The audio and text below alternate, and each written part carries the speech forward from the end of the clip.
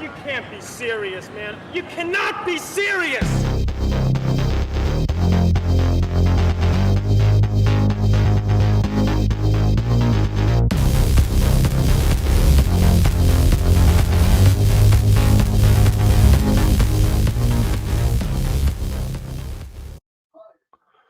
Robert Phoenix here with the, what would you call this? It's not really Sunday Night Astro Live, although we will talk a little bit about astrology. It really is serious sports, and we're just waiting here for our guy, Mr. Dawg, to jump in and join us. And hope everybody is enjoying the Super Bowl, which I have here in the background. We're going to start to do some running commentary on some of the halftime ads and perhaps even the halftime show.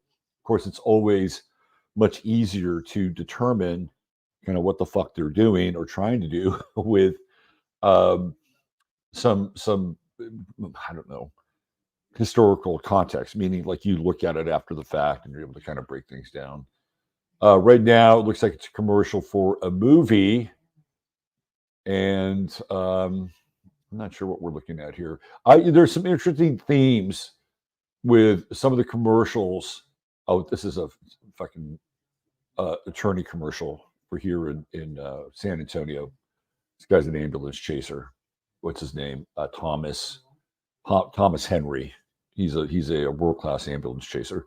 Anyway, there are some interesting themes that I've noted with some of the commercials already during the run-up here to halftime, which I want to make sure that Dawg gets to comment on.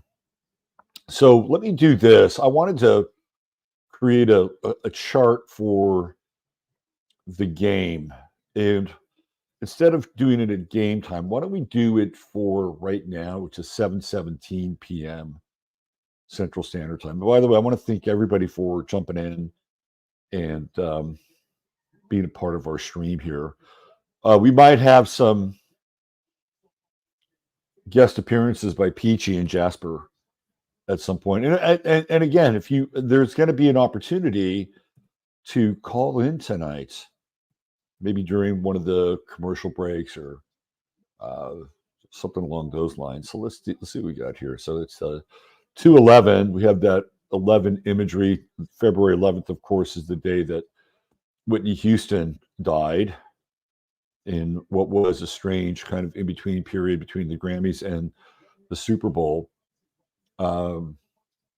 It's fascinating because Patrick Mahomes has attempted 13 passes, which is Brock Purdy's number. Brock Purdy has attempted 15 passes, which is Patrick Mahomes' number. So we have some interesting inversion in the first half. All right, so what time is it? 7:18 p.m. Let's do that. And here we go. And let's see. What is it? It's actually what, in terms of Las Vegas, I guess what, it's actually 5:18 p.m. So let's do a Las Vegas chart here. We're not going to make it Texas specific. Las Vegas. Although there is a Las Vegas, Texas, which I was not aware of. I knew there was a Las Vegas, New Mexico. But Las Vegas, Texas, that's a new one for me. Okay, here we go. Aspects to Chiron, 6 fixed stars. And boom, show the chart. So it wasn't at kickoff, but it's kind of where it is now. And we'll work with this chart for now. Kind of get into it a little bit here. All right, let's see if the dog star is in. Oh, look at that. He's propping up the light and everything. Al is taking his game to another level. Yeah. What's going on, brother Al? You are What's on. up, yo? Just setting up here. All right, we got a good house tonight. Who's here? Who's here? Let's do a little name call here. Let's see. We got almost 100 people. My man DJ MC, Mr. Sister Nino is here, representing Northern California. Esperanza Venstero, Was at Wait, is this my live? neighbor's party. We're live, brother. Holy We're live. shit! Just Come on, set up man. all my lights and shit. I know, my I know, God. right? That's okay. It gives it a feeling of like realism. You know, like it's That's real. wicked funny. Yeah. Everybody see me fumbling around and shit. Oh my god, that's Yeah, it makes so you it funny. makes you human. It's good. It's a Okay. good look. Yeah. Even though we scripted it. Like I've been people don't know fumbling. this. We actually scripted him to like show up late and fumble things around. So it's a script. This is a scripted Sirius Sports, Yeah, right? it's all part of This the is ritual. scripted. This is scripted, exactly. Esperanza Vance Tarot, she did the Irish goodbye at her Super Bowl party. Nice move on the Irish goodbye. Let's see. Seatonzuff. What's happening, Seatonzuff? There's my man, Kabuki Theater. What's going on, Bo? Good to see you. The Irish goodbye getting a lot of props in chat. Classic. Got to do it sometimes. CC Jones, what's going on, Fran? Good to see The you Irish here. goodbye is a great way to maintain your mystique. Truly, right? Truly is. Where did he go? He didn't say goodbye. Or it's just like, it's mysterious. It's like people don't do that. They're like, wait, what? And they're afraid to ask. Right. And then Right, after a while, exactly. they figure it out and like, damn, that's a sly motherfucker. They just left. And they, Right. if you leave like on a cliffhanger, that's even better. Yeah, I agree. Let's see. My man Thomas here, Thomas Jordan, WC Ray. What's going on? I'm not going to divulge your name. I'll just call you WC Ray. Let's see who else we have. Jeff Rosen. The video man is here. What's going on? Jeff MB. Mark Yes, the brilliant Mark Yes is with Mark, you doing any Super Bowl illustration site? Look at Travis Kelce lose his shit, man. Did you see that? Dude, he looks like a hollowed out man. There's something off about this dude. He has sold his soul, or at bare minimum, he has signed soul contracts. We're looking at a guy who in 5 years, I think could be trans. Wow. Yeah. Wow. That is a very interesting proclamation. Not a proclamation, but a proclamation. You know, I could see him maybe not going trans, but wearing the dress. Like he could wear the dress, right? Like At minimum. in a movie, right? Yeah.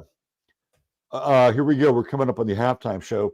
So well, did you see his do you see Travis's entrance outfit? He looked like a member of NSYNC. Are you well, he's got that boy band vibe, doesn't he? He really does. Oh yeah, I'm firing up Usher's performance. Can't miss this. I might have to put on my headphones so I can hear it. So Jeff says, turn it off after the washing the feet commercial. Jeff, we're going to talk about that because that's part of the astrological theme for tonight's Super Bowl, which I'll get into. And there's a lot of summoning, right? That's another thing that's going on with the Super Bowl is a summoning phase. And what I mean by summoning is that there's a lot of actors, older actors, who they're kind of like the Christopher Walken ad. Did you see the Christopher Walken I did, ad? yeah. Right. There's a lot of summoning of actors who have, I wouldn't say have been has-beens, but have clearly been in the limelight more than they are now. Yeah. Right. And not only that, but they keep advertising. Here's a commercial for the French Revolution, by the way, on Etsy. Keep that in mind.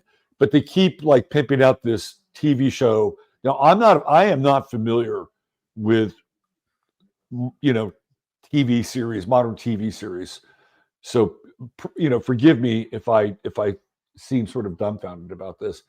But there's a TV series called Ghosts, which I did not know about.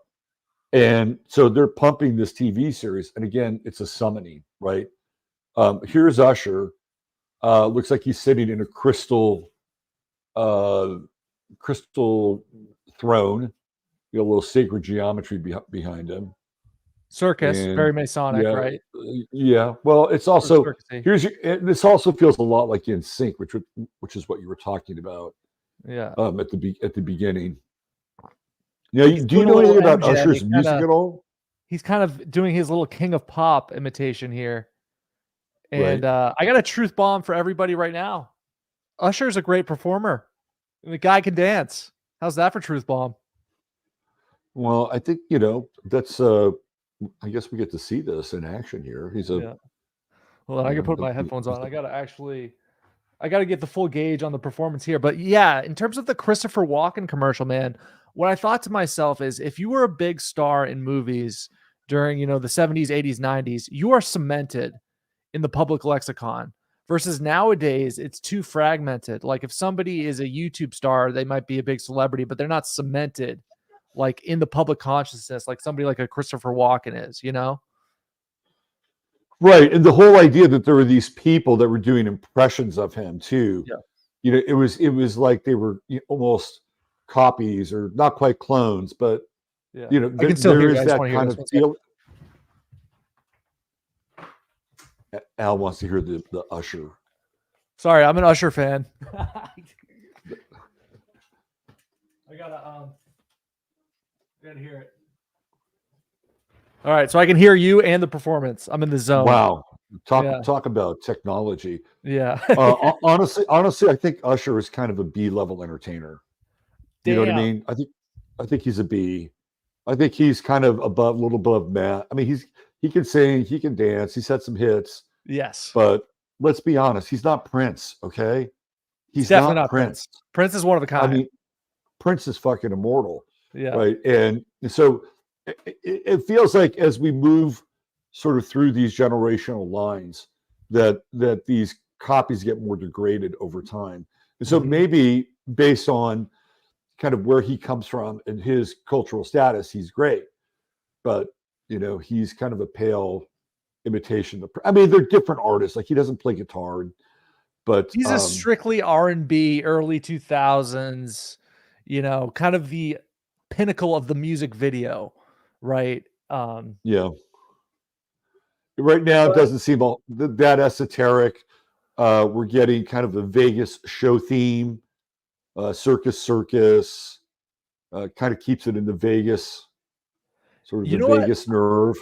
You know what I learned about Usher this week? He lived with Puff Daddy when he was like 14. And what's coming out nowadays about Puff Daddy, Mr. Diddy, Mr. Sean Combs, is nothing short of diabolical. He's like the black Harvey Weinstein, apparently. He's having all these, freak parties. And for Usher to live with the guy when he was 14, you'd have to think that Usher has seen some shit. Oh, absolutely. Seen some shit, been a part of some shit. Okay, so who do we have on piano here?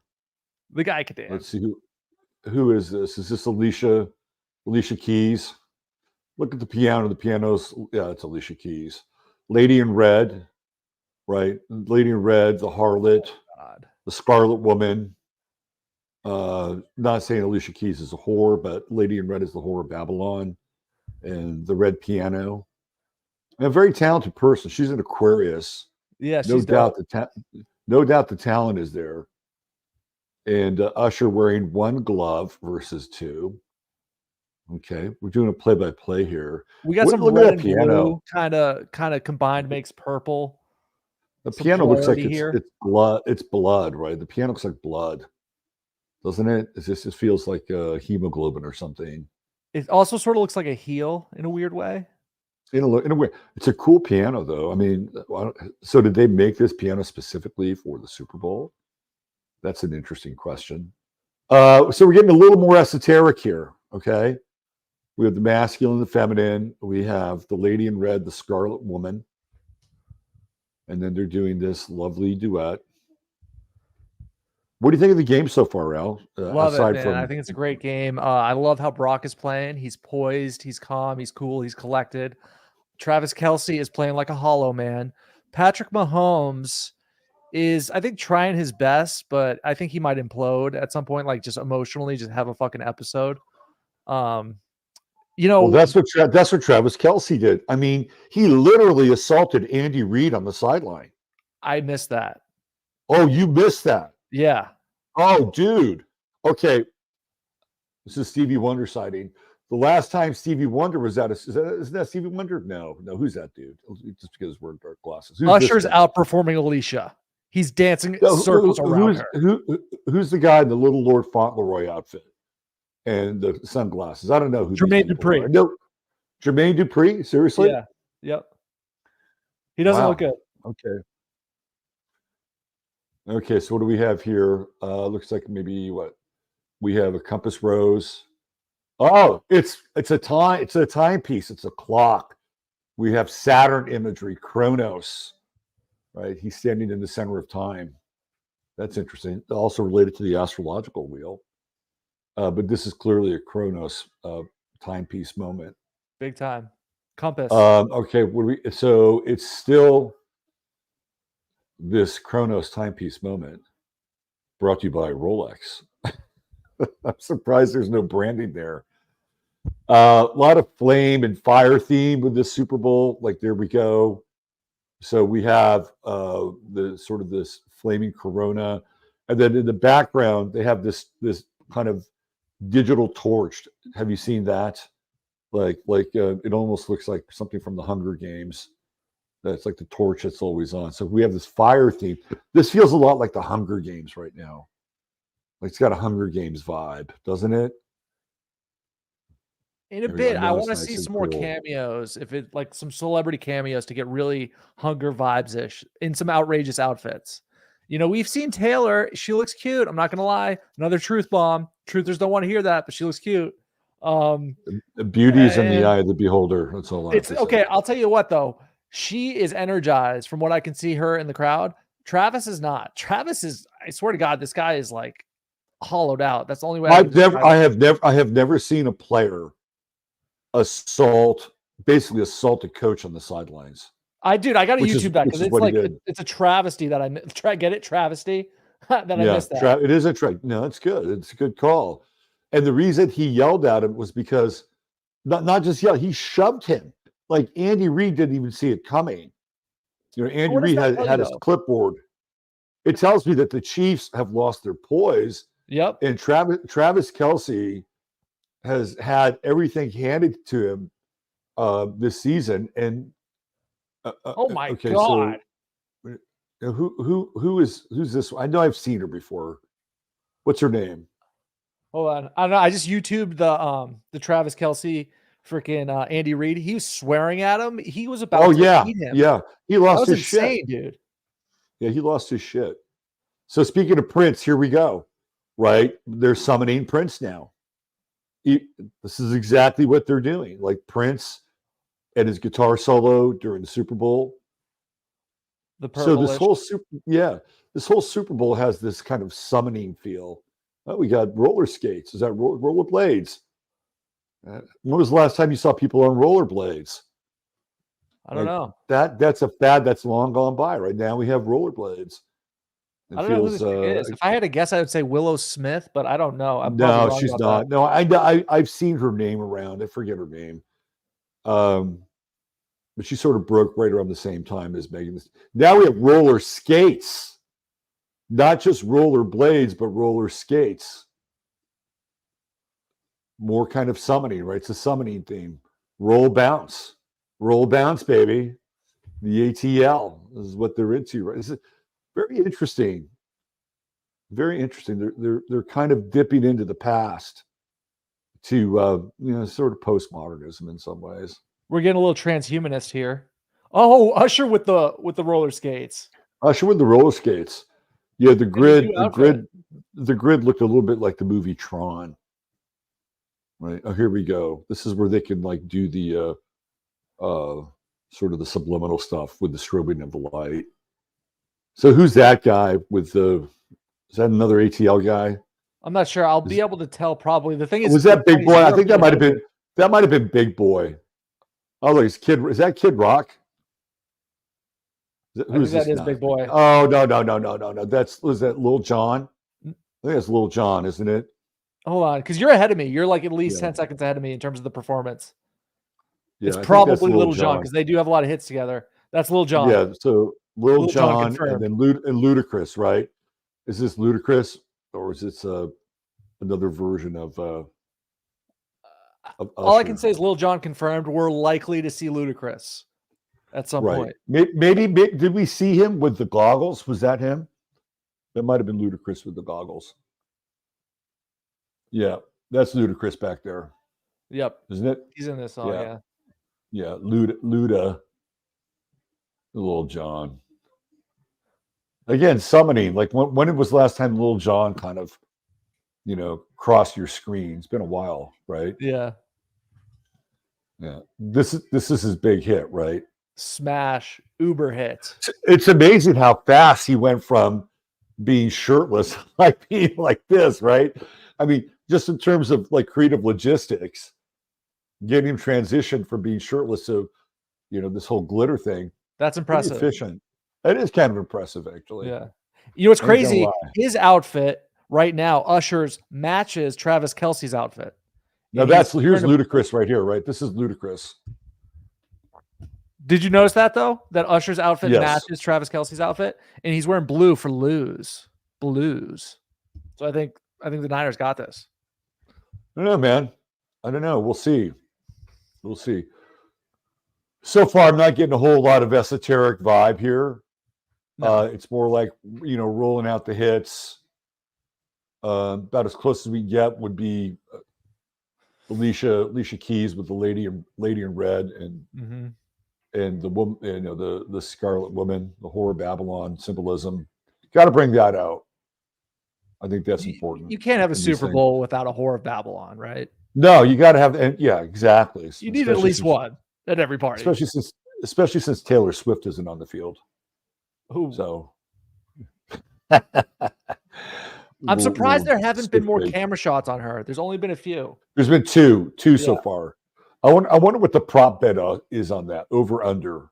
Is it gonna be 4 or 5? There's got to be some kind of a prop bet for that. Okay, so what do you think of this right now? It's sort of Atlanta themed, I mean, we got it's very Atlanta. Yeah, we got this marching band It's too. That is total Atlanta. ATL, HBCU, and there he Yeah. goes. That's it.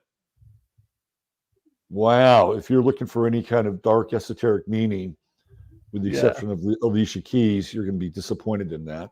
For sure. So the NFL kind of keeping it clean for the most part. All right, let's see who we have here in chat. Dawg quoted the century. Your boy just trying. What up? Yo, I'm gonna text him a link, see if he wants to join. Because I did tell him about this a month ago. Yeah, he can come on here. Yeah, we can bring Longo on. All right, we got our first Super Bowl halftime. Is it post performance commercial? It's a family oriented commercial. Can't have a Super Bowl without at least one Whore of Babylon. That's such a fact. That's so funny. That's true. That's true. All right, so it's happening in somewhere in Africa, and the boy wants to be a football player. They don't know what he's doing, and they have all these football players in Africa shown in the game, I guess. Yeah, he's living his dream. They have no context, no clue. Hey, let me ask you a question here. Yes. This might be a socially loaded question, but why do all the players have to be black? Like, why can't they have Christian McCaffrey there? Oh, in this He's particular a football Africa player. commercial? Yeah, he's a football player. Well, I mean, right? It's Africa themed, right? Oh, I guess so, but why not have Christian McCaffrey play like a Leonardo DiCaprio style? What do they call it? Rwandan or Zimbabwe or South African style? Yeah, something that'd like be kind of cool, right? Yeah, it would be. This is Africa. Here's his moment. I got one fly here. I'm gonna shoot it. Have you ever seen the salt gun? Yes. It's literally salt. So I got to bust that out because I do have a fly that's passed. All right, go nail it. I'm just gonna grab that salt gun. Go nail it. Take care of business. Al is gonna go play Terminator with a fly right now. I hope we can catch us on video because it might be more exciting than that halftime show. The halftime show left a lot to be desired. Who do we have here? Betelgeuse showing up on time. Also black and yellow. Here we go. 58. The most unlucky number in the West. Only because the Freemasons deemed it so. That's it. So what do we have? 13. 13 is a theme here, isn't it? So we have the number 13, which is the score at halftime. This is the 58th Super Bowl, which is 13. It's 211, which is 13. Brock Purdy's number, which is 13. So we have the death card. We have the 12 disciples plus one, which is Jesus. Speaking of Jesus, there is Tua Tagovailoa with the crosses beneath both eyes. Right on cue. And a very old Patrick. And Patrick Stewart looked old when he was young. But now he looks old, very old. Yeah, old Patrick Stewart, exactly, Joan. Absolutely. Let's see what else we have here. Glad you were doing the show. Best color commentary. We intend to bring lots of color to the comment. Did you kill the fly? Did you see it, dude? Like, I shot it. Dude, there it is. It's so funny because the I have these lights, right? And the fly's attracted to lights, so he's got no chance. So Al, you went all Terminator on that. You went all Terminator on that fly. Yeah, I did. What the hell? What is this here? Couch potatoes? Are you seeing this thing with Pluto TV and the couch? You know what this reminds me of? Have you seen Mind Unveiled stuff on people growing out of cabbages? Have you seen that stuff? I haven't. Oh, dude, Mind Unveiled has gone way down the rabbit hole with these Cabbage Patch Kids and sort of no, seriously, like replacements, growing bodies out of cabbages. Like they've done hours and hours on this stuff. Yeah, this is almost like that, right? Like you have these people that are growing out of these potato pods. A little hidden in plain sight there. The best gravy I've seen recently was a podcast between Christopher Gardner and Professor Longo, not Dr. Longo, but his brother, Professor Longo. And they talked about the Byzantine Empire. That's some good stuff because there's a big cover up there. Yeah, totally. Absolutely. There's a guy, this guy's got a really good channel on YouTube called Static in the Attic. Have you seen that channel? I have. Yeah, I'm subscribed to him. Yeah, so he's done a lot of stuff on the Byzantine Empire as well. That's sick. Yeah. Let's see. I'm going to read about it. I'm trying to find, I'm going to ask Professor Longo, but like, what are the definitive text on the Byzantine Empire? I guess there's only less than a handful. So I need them. Odd report live, 2 injured in shooting at Joel Osteen's church. Female suspect dead. How do you feel about Joel Osteen? I feel like Joel Osteen is making a shit ton of money with being an apostate Christian. I view him the same way I view Louis Farrakhan, and I think they're excellent performance artists. Yeah, I mean, I think Joel, I'm not necessarily a fan, but he's one of these guys that can provide like this really feel good abundance sort of, new age vibe. Like, he's not Saturn, he's Jupiter, right? He's all about expansion and abundance and possibility. But I also think he's kind of an apostate as well. Well, I heard there's not one cross in his entire building. That's what I heard. Yeah. Yeah. I mean, so if you at the other end of the spectrum, you have, what's his name? John Hagee, who has his place in San Antonio. I think Joel Osteen's Houston. And John Hagee, who is all about, fire and brimstone and Israel and the Zionist truth. At least you don't get any Zionism in your Osteen cocktail. I mean, I think you would if you pay him. If you give him a nice diamond ring, I think he'll sing the praises of Israel without question. Tondar says it's a whole Christian ministry that never mentions Jesus. Wow. Yep. The thing is, what's funny is like we don't really have mega churches in the Northeast. I mean, I'm sure there are some. I just don't know about them, but there's not a whole big mega church culture. It's the Catholic Church is still very prominent. You have your Protestant churches with their rainbow flags. A lot of those.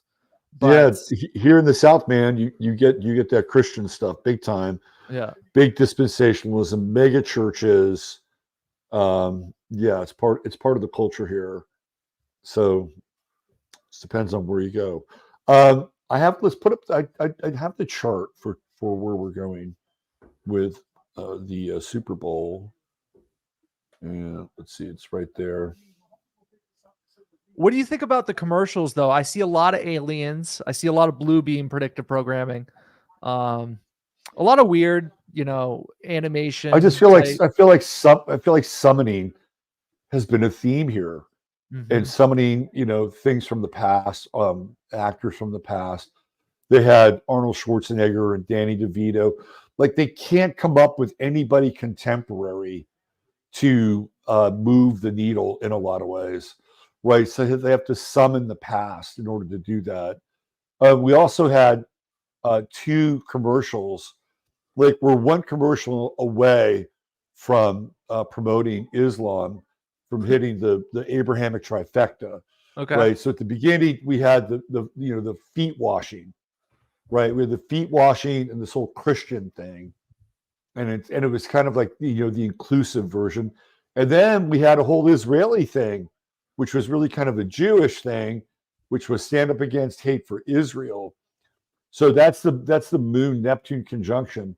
Fumble! We got a fumble! Wow! There we go. That's not how they want to start the second half. And right now, Dude, San Kelsey's Francisco's he's gonna defense attack is Andy again. dominant. Look at this. Everything is off. Everything just seems to be a bit off and Mahomes, who's going through his Saturn return. He's got Saturn in Pisces, and he's also a Virgo, so he has all these oppositional energies in his chart. Saturn, the Moon, and Neptune. I just don't know if that's a really good astrological moment for this guy. Well, it's interesting. He's going through his Saturn return, because I personally see some family turmoil in his life. We talked about his father's DUI. I watched a clip where his wife denied his brother at some table in Vegas. She's partying it up. She's kind of being a Babylonian little chick herself. And she denies Patrick's brother. Says, hey, sorry, buddy, you can't sit here. You're not at our table. And there's a video of it. And I was rather shocked by her dismissiveness of her husband's brother. So Jackson Mahomes is getting the cold shoulder, huh? Yeah. Well, here we go. He's got plenty of time here. Steps up in the pocket. Interception. Here we go. That is a game-changing moment right there. Oh, my God. Game-changing moment. Wow. So I just think that the astrology right now for Mahomes is brutal. Absolutely brutal, with all these oppositions going on. Let's go. It's like he's got the astrological forces against him. And the only way that you can kind of get through that with Pisces is to just let go. Let go. That's what you have to do. Uranus is on the midheaven as we cast the chart here in Taurus, which means that there's a lot of disruption. So this is a disruptive moment in the game, clearly. I'm sorry I didn't take a look at this earlier, because that's exactly where I would have gone with this. And Mars, although we won't get there until after the game, is right on the edge of Aquarius. So Brock Purdy has his Mars in Aquarius, although it won't be happening during the game. Let's see what Brock does. Look how calm, cool, and collected Mr. Purdy is. Unfazed. Purdy is he's amazing. I mean, the guy is amazing. And even that play where he just was able to get out of harm's way there and try to find a receiver. Okay, where's the ball? It's 2nd and 10. Yeah. So if you had 10-3 as your halftime score for a prop bet, you were on it. So the 49ers need to get it. Oh, there we go. We got a penalty there on Aaron Banks on the left-hand side. Yeah, so now it's second and 15. All right, let's see if we can dial up a call here. We'll come back to the chart in a little bit. All right. Let's see if we can dial up a call. I would say that watch for now. Normally, Jawan Jennings is a third down receiver. If you had Jawan Jennings throwing a touchdown pass as a prop bet, you are a wealthy person because he was the guy that tossed that to McCaffrey. Mhm. All right. So I think in this situation, they're going to look for Jennings on this play. On the ground. Okay, now it's third down. Usually this is where they look for Jennings. So if Kansas City manages to get a stop on downs right here, this is kind of a win for Kansas City. So Yeah. San Francisco needs to get a first down here. They need a first down. I'm like a full down behind you. I think you're getting the game sooner because you're in Texas, right? I'm closer. I'm theoretically closer to Las Vegas than you are. Yeah. Right. So that's why I'm able to kind of get So there. right now it's 3rd and 15 for me too. Hopefully I caught up. I just reset my other 3rd and computer. 15. Yeah. And here we go. Purdy steps up in the pocket, avoids a rusher, decides to run out of the pocket, holds onto the ball, and he's out of bounds. Gain of 5 for Brock Purdy. That'll make it 4th and 10. The 49ers bring out the punting team. 4th and 11. Okay. Do you have questions?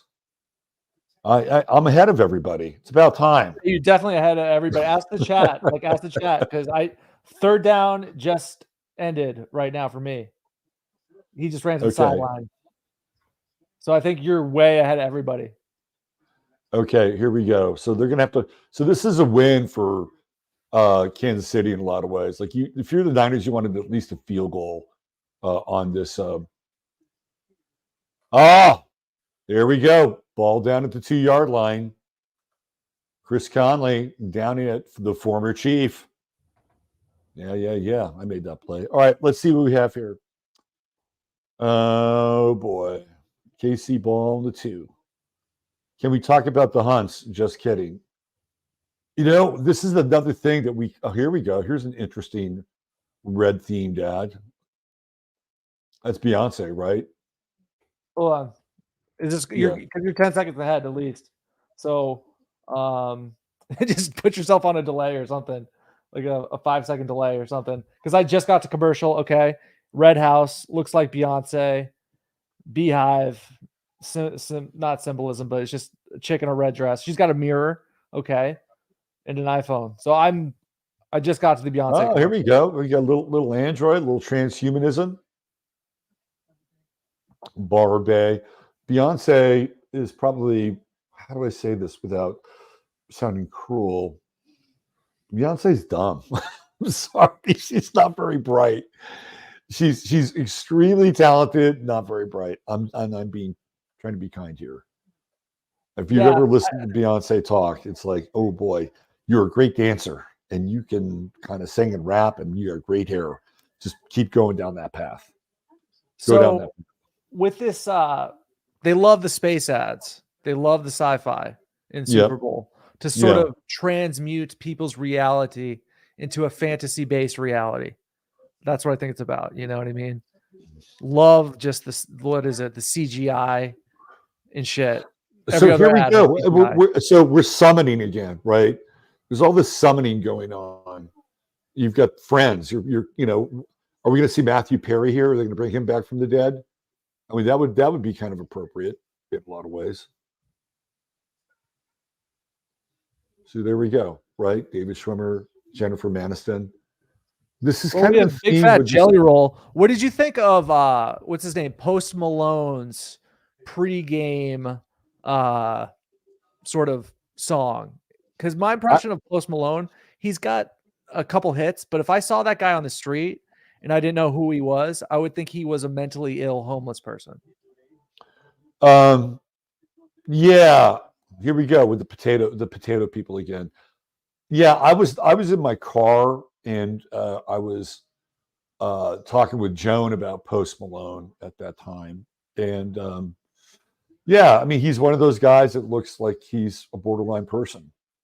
And seems to have a lot of talent though. I mean, he can rap, he can sing, I don't have much more to say about him, but he's got. What do you think about the proliferation of facial tattoos? I just think that people that have tattoos. Oh, here we go. We have to have. Okay, what is this guy? Tell me about what you think about tattoos. He's disabled. At least they have to have a disabled person in here. This guy, Mr. Oh. Play 60. What do I think? I think that, especially on the face, that people that have a lot of facial tattoos outside of tribal culture are trying to hide something. Like they're really ashamed and embarrassed and have a lot, there's a lot going on there. I had a waiter. No flag, no flag, no flag. Yeah, you had a waiter? Yeah. I had a waiter with a tattoo that said damaged on his face.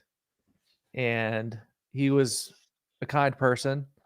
But it's just the type of thing that would have never happened in the mid 2000s, even. Like, I mean, not the mid 2000s, like even the 2010s, it was really freakish. But I think post maybe 2012, then more so post like 2016, 2018, you see them in public, like often. We have a special guest here. Arian Rogers is about to join us. Oh, no way. That's crazy. Yeah, but before we bring him on here, yeah, how do you interact with somebody like that? Did you interact with him? Did you say, I'm sorry, what part of you is damaged? Can I help? Where did you go with that? I didn't say any remark. I'm like, what? I didn't ask him, like, hey, what inspired, like, what traumatic events, led you to tattooing damage on your face for life? I didn't ask him that. I would have asked him that, but I would have asked him, like, what part of you is damaged? I mean, seriously, when you have signage on your face, you're kind of asking in some ways, right? You're kind of asking them, to be interactive at a certain level. All right, let's bring on Arian Rogers. Yo, what Here up? he is. What's up? What's up? What's up? What's up, guys? Chilling. What's up, Chad? So welcome to the festivities, Mr. Arian. How are you? Thank you. I'm doing good. Just hopped out the ayahuasca float tank with Shailene Woodley, and I'm hanging. Good, man. That's life. That's living life right there. Yep. So have you been watching the game at all? Do you have any impressions so far? I mean, isn't it only on Paramount Plus? CBS. No, I got it on CBS Sports. CBS? Yep. I'm in my buddy's camper. We only got CBS, like JV, JV team channel. We don't have the this is oh, they didn't get it. It was 3rd and 1 and they stopped him. The 49ers defense right now is the MVP of this game. It depends on the spot. Oh, they did not get the spot. Don't move it. Don't move it. So they have Pacheco. Oh, big play by Eric Armstead. Armstead's having a great game. He's got plantar fasciitis. What is plantar fasciitis? What is that? It's an injury in your heel, Achilles, the arch of your foot, which is really hard to heal. Super hard. You have to take lots of time out. So what are the Chiefs going to do here? They got to punt the ball. Yeah, second straight 3 and out. That's a huge stop by the Niners. Patrick is looking dejected. He is looking. He's not having a great game. This is a kind of a short punt too. Yeah. There we go. So they're going to have pretty good field position about the 35-yard line.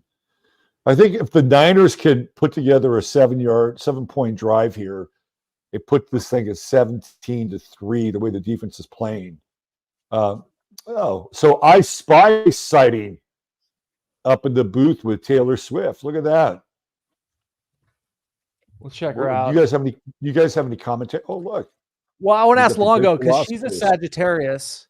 Okay, she was born in a horse year of 1990, and she is very Sagittarian. I'm pro Taylor. I think she's cute. I don't care. I don't care what people say. What do you think, Mr. Longo? She's the devil. Jesus, dude, she is not remotely good looking. In the face, nowhere near. She's tall. She's not fat. I know that counts for a lot in today's age, but no. She does not look good. She's got an underbite. She's got a weak jaw. Okay. There's a reason you've never seen her on a runway, because you can't dress her up in anything other than like this, Americana, nothing. She's not the holy grail of beauty or anything like that. Her music, I hate Beyonce, but I can't sit here and say Beyonce is not, musically minded. I don't even think Taylor Swift is remotely musically minded. Like, she's the most 3-chord, 4-chord, laboratory generated country Katy Perry. From a musician standpoint, she's talentless. Like Ed Sheeran makes his songs from scratch, like with a single guitar. I could hate on it. I could hate on him too, but he's so talented. Taylor Swift, it's like, and then with the looks, she's a glorified Napoleon Dynamite. That's what she looks like. Well, you've seen the pictures side by side, right? Like you have to kind of wonder, well, what's going on here? Yeah. The whole Anton LaVey, Zena LaVey thing has made mainstream media. Have you seen that? Like they're actually talking about that on mainstream media. I've seen they've been doing the whole like heads up, guys. The Super Bowl's 1 week out. Taylor Swift is not a psyop. I know they did like a faked video with that, but they're actually reporting on that, saying Right. It's a real relationship. Calm down, everyone. You know, they're what's the word? They're programming people ahead of the game. Like, you know, this is a real relationship. Yeah. Yeah. Absolutely. And Dawg, yeah.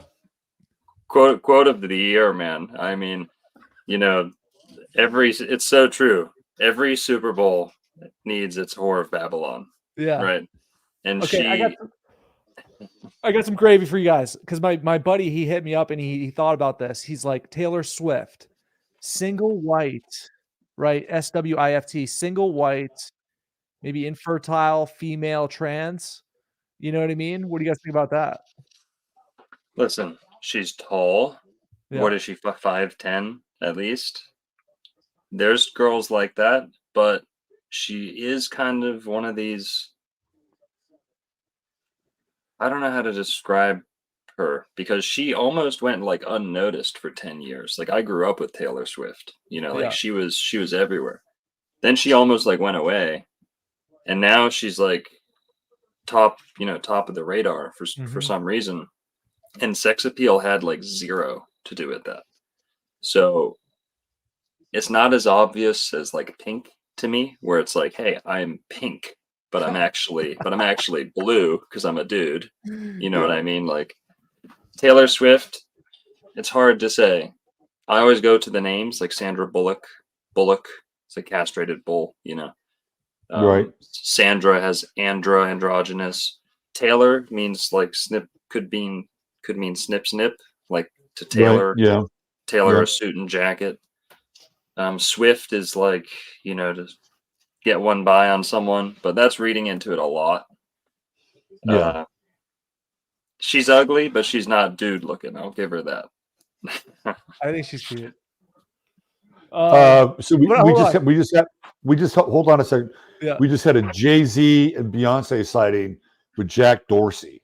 I saw that. So Jack Dorsey, formerly the head of Twitter, was hanging out with the Z's, the X's and the Z's.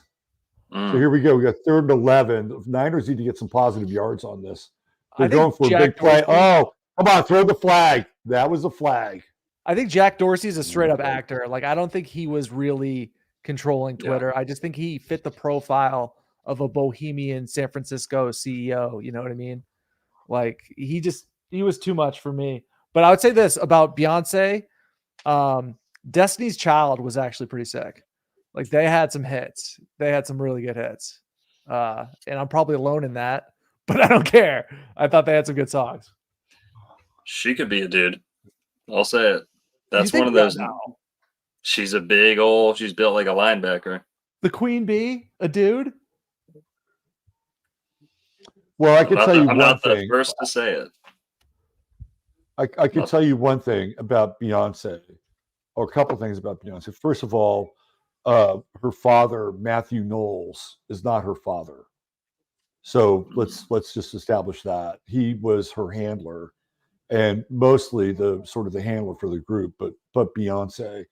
And a good friend of mine hung out, big Burning Man guy, and he hung out with Beyonce's cousin, and she told him that Beyonce isn't even black; she's Sicilian, and it's really interesting because Jay-Z and Beyonce have actually vacationed quite a bit in Sicily. You can go online, you can see pictures of them on their boat, and I don't have a problem with that. She's got the black nostrils, though. I would say, what do you think happened? What do you think happened in Sicily? I mean, you got to watch True Romance to get the story, right? Mm-hmm. Huh. Yeah, you ever see that clip of True Romance, Dawg? No, I've not. I don't know what you're talking about. What is that? Talking about the Moors' conquest through Sicily, and the blood feud between the Irish and the Italians, because basically explaining how the Italians are half German, like the original Italians are, Alpine, almost Celtic people from Germanic, Gaulish, whatever you want to say. Yeah. And they came down to Sicily, and then the Moors and their African, soldiers, very multiracial group, came up from Africa, crossed into Sicily, took it over largely, impregnated almost all the women, and then were there for a long, long time, and then were eventually repelled. And from then on, Italians have been getting lighter. Well, until maybe the last 50 years, but they've been getting lighter since then. And initially, they were so dark that they got that had that negative, whatever you want to say, was going on. Negative polarity, we could call it. In America, 50 years, that's why some people had such strong feelings against Italians. The northern Italians, and True Romance lays this out, is closer to German. Right. In the south in Sicily is where you get the more racial differences, and that's why they were treated so differently. Mm-hmm. The Irish and the Italian were not white until World War II in America. We're not considered white. So that's good stuff. That's a fascinating history. Yeah, like the whole Irish lineage in America is quite fascinating. Like I've talked to you about, I think, I mentioned on this show, most of the best athletes in every single sport are of Irish descent. I had a whole Dawg series transmission about this, and I'm sticking to it. But I wanted to mention, we were talking about Beyonce and Jay-Z.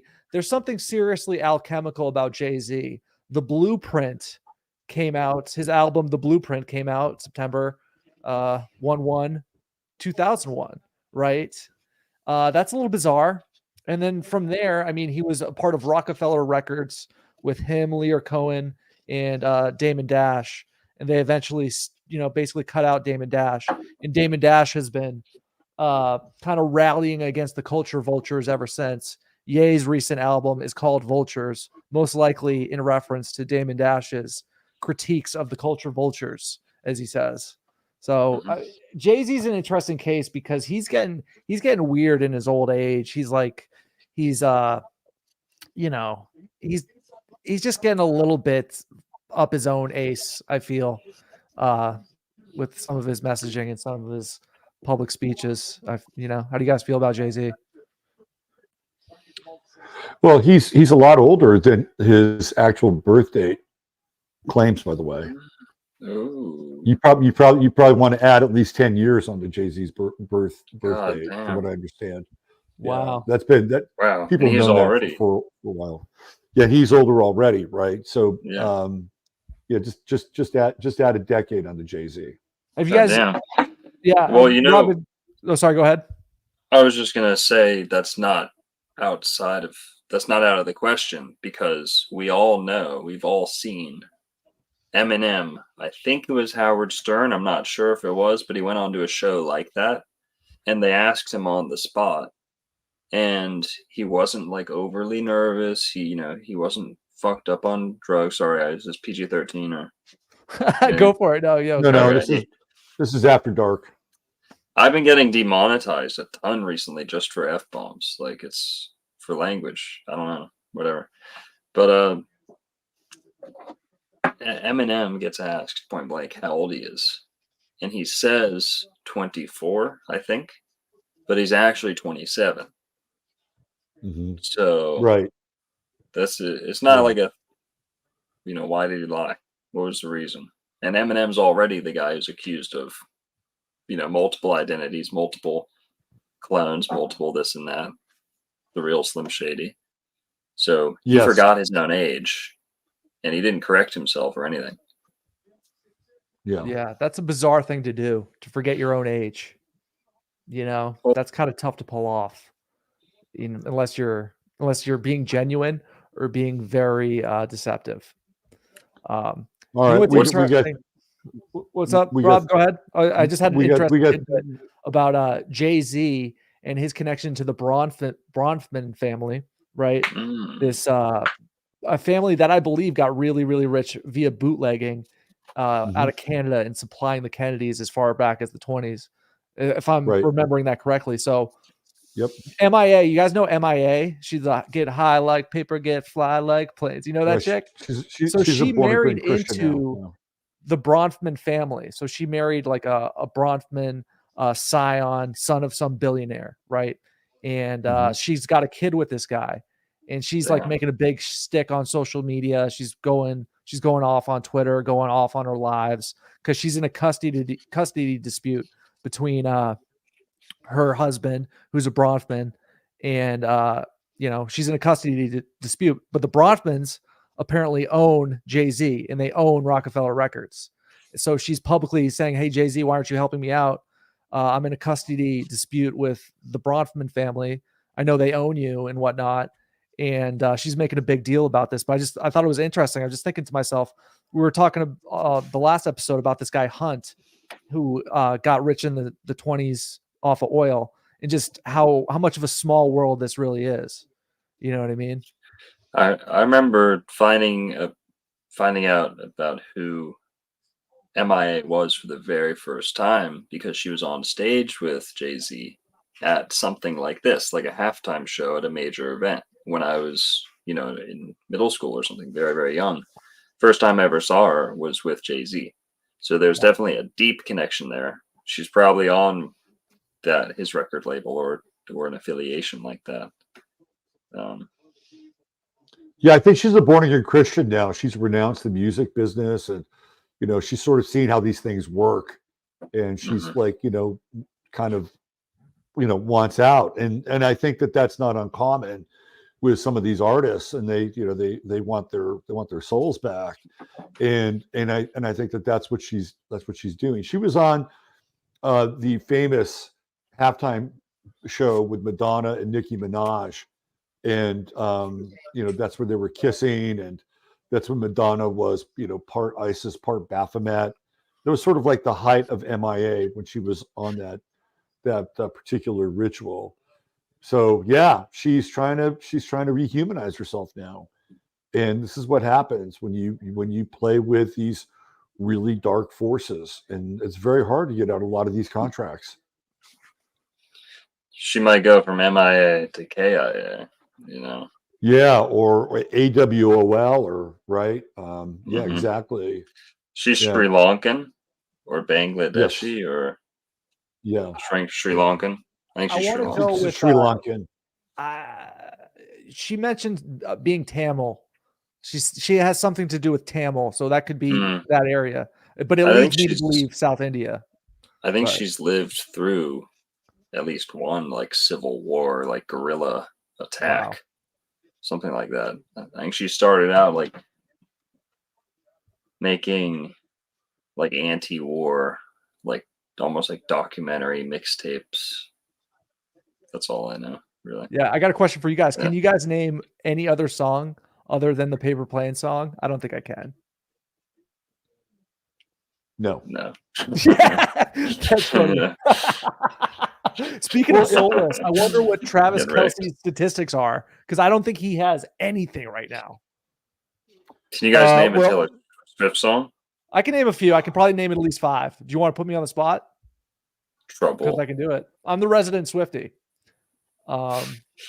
Like Such a 22, Virgo. 22. Okay. 22.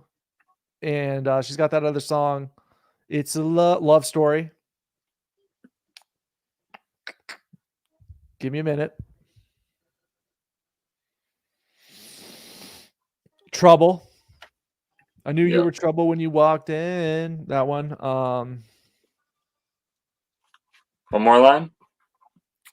She goes, I know you were trouble when you walked in. I think that's it. That's all the lyrics I know. So we're at 3. Maybe I'll get to 5 by the end of the show, but I can't guarantee I can get to 5. Forget me, man. I'm tapped out on that because the only thing I know is like shake it off or shake it up or shake something. Yeah, there's That's that it, one. you know, I'm definitely showing my demographic on that. I mean, that's not to say that if there was a young artist that I wouldn't be interested in that artist. I mean, I would be. If they were good, I wouldn't have any problem with it. But there's just nothing about her music that I find even remotely interesting. And to your point, Dr. Longo, like she doesn't really create anything, and it's just you know, to me it's just vapid and soulless. So yeah, and if she wasn't, I might pay attention. But that's not the case. So Travis Kelce, by the way, 3 catches, 21 yards, longest catch 11 yards. Kansas City just kicked the field goal with 5:01 left in the third, and the score was 10-6. Harrison Butker, I think he nailed about a 55-yard field goal on that one. So 57-yard field goal. That's some leg right there, right? So there you go. Yeah, absolutely. Can I ask you guys, what's the verdict with as far as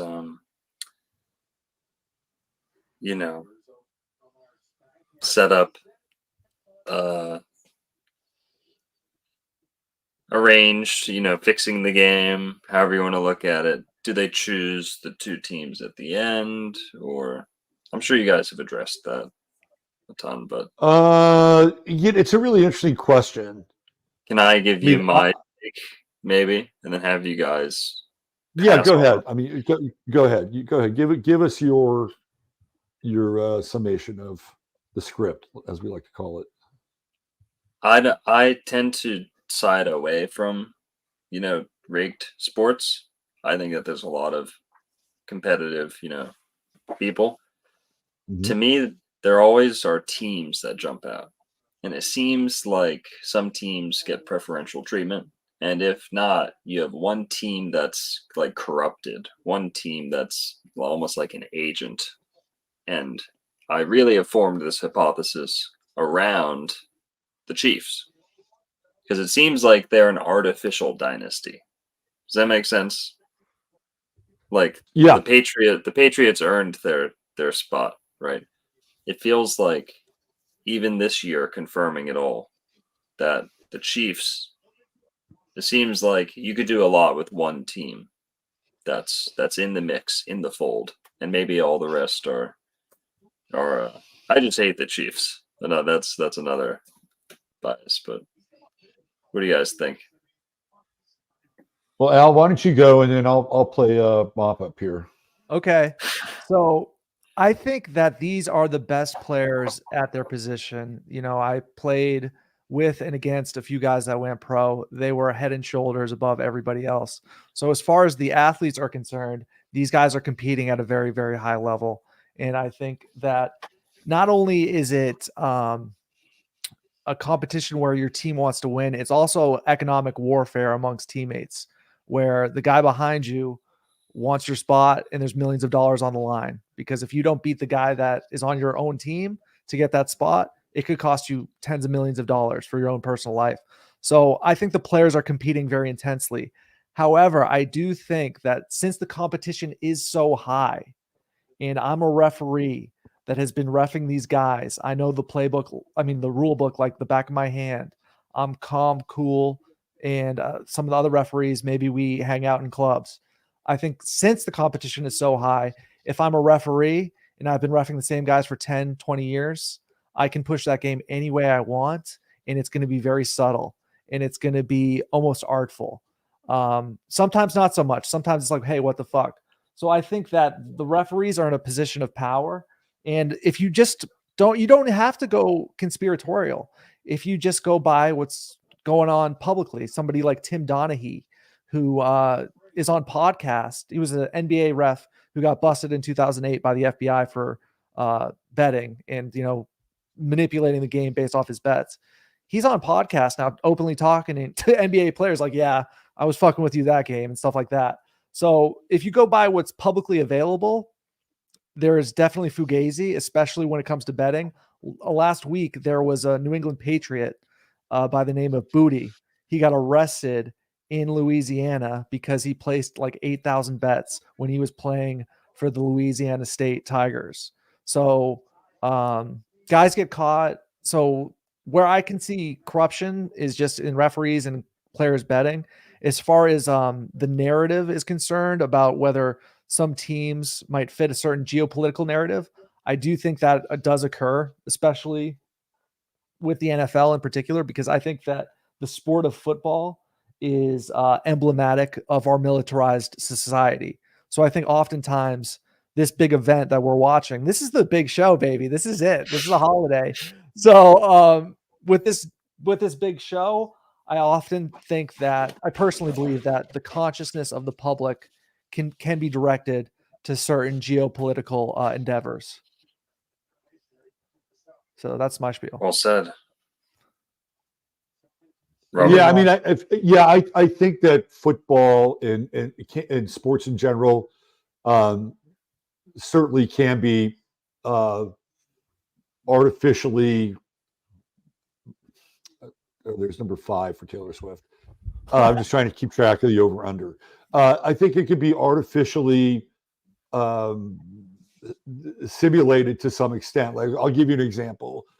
So when the Golden State Warriors were playing the Cleveland Cavaliers, what was it in 2016? And they called a retroactive foul on Draymond Green, which was it was a technical, and that technical took him out of the next game, and that basically sealed the fate for the Warriors in that game. And then they had an injury to Andrew Bogut, and it was like, okay, well, here we go. The league wants LeBron James to get a title, and there's a lot of power and money invested in LeBron James. Like, he has this huge deal with Nike.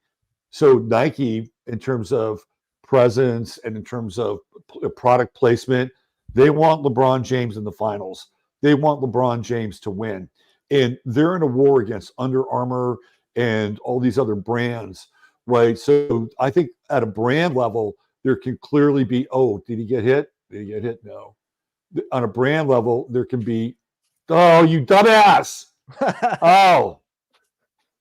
So Ray McCloud fumbled the ball, and it's Kansas City's ball on the 15-yard line. That's a game-changing play right there. Why didn't you just let it drop or call for a fair catch? That is a really bad. Now, to your point, right? Did somebody get to Ray McCloud in that play and say, here's what you do, here's what you do? Like, that was a total fuck up. What are you doing, Ray? Oh, my God. So this is a game-changing moment right here. So your point, Longo, I do think that there are other forces involved.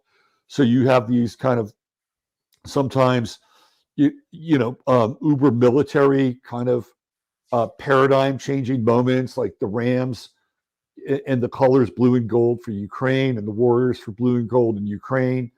Like, those are really like major kinds of themes that run through these sporting events. And then you have the ongoing commercial stakes that are involved. This is a big play for Kansas City, and they just scored a touchdown. They're up now 13-10. Huge game-changing moment on the fumble. Really bad. So if you're a 49er fan, all the good vibes you've been sitting on just got released like a pressure valve. The other thing that I've noticed too, not in a pressure valve, just got released. One of the things I noticed as well, and the New England Patriots do this, is that Bill Belichick would have his receivers wear the same color gloves as the opposing team's jerseys. So they get their hands up on their jerseys and the referees won't see it. So all the Kansas City players are wearing white gloves on defense, like their defensive backs. And the 49ers all have white jerseys. So it's really hard to determine where the hands and everything begins, right? Oh, we got a super chat. This is the first super chat I've ever gotten. Wow. Superb Al Moloch Mulch Mall. The trigger anything for you guys? I would say, yeah, sure, to that comment. You know. Yeah. So, can I clarify? Mm-hmm. I think the NBA is 1,000,000% rigged, like 1,000,000%. Right. I thought that almost goes without saying to me. NFL is hard for me to get. Like I said, I tend to side on not so rigged, and they will fit a fix in where they can. Whereas to me, I think the NBA has like everything about it is Masonic from the beginning, just like baseball.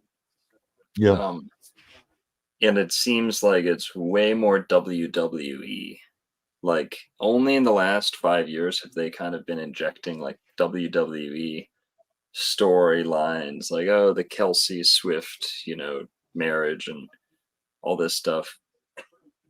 But basketball has has subsisted off like the drama and the flops, and the people sit out games like it's nothing.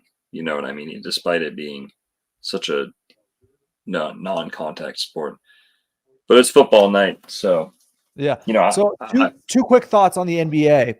So I think the NBA is about creating stars.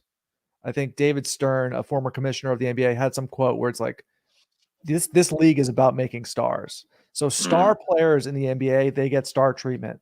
And, I've seen highlights of guys just traveling. Star players can take an extra step, and that extra step can take you a long way in your career and your statistics.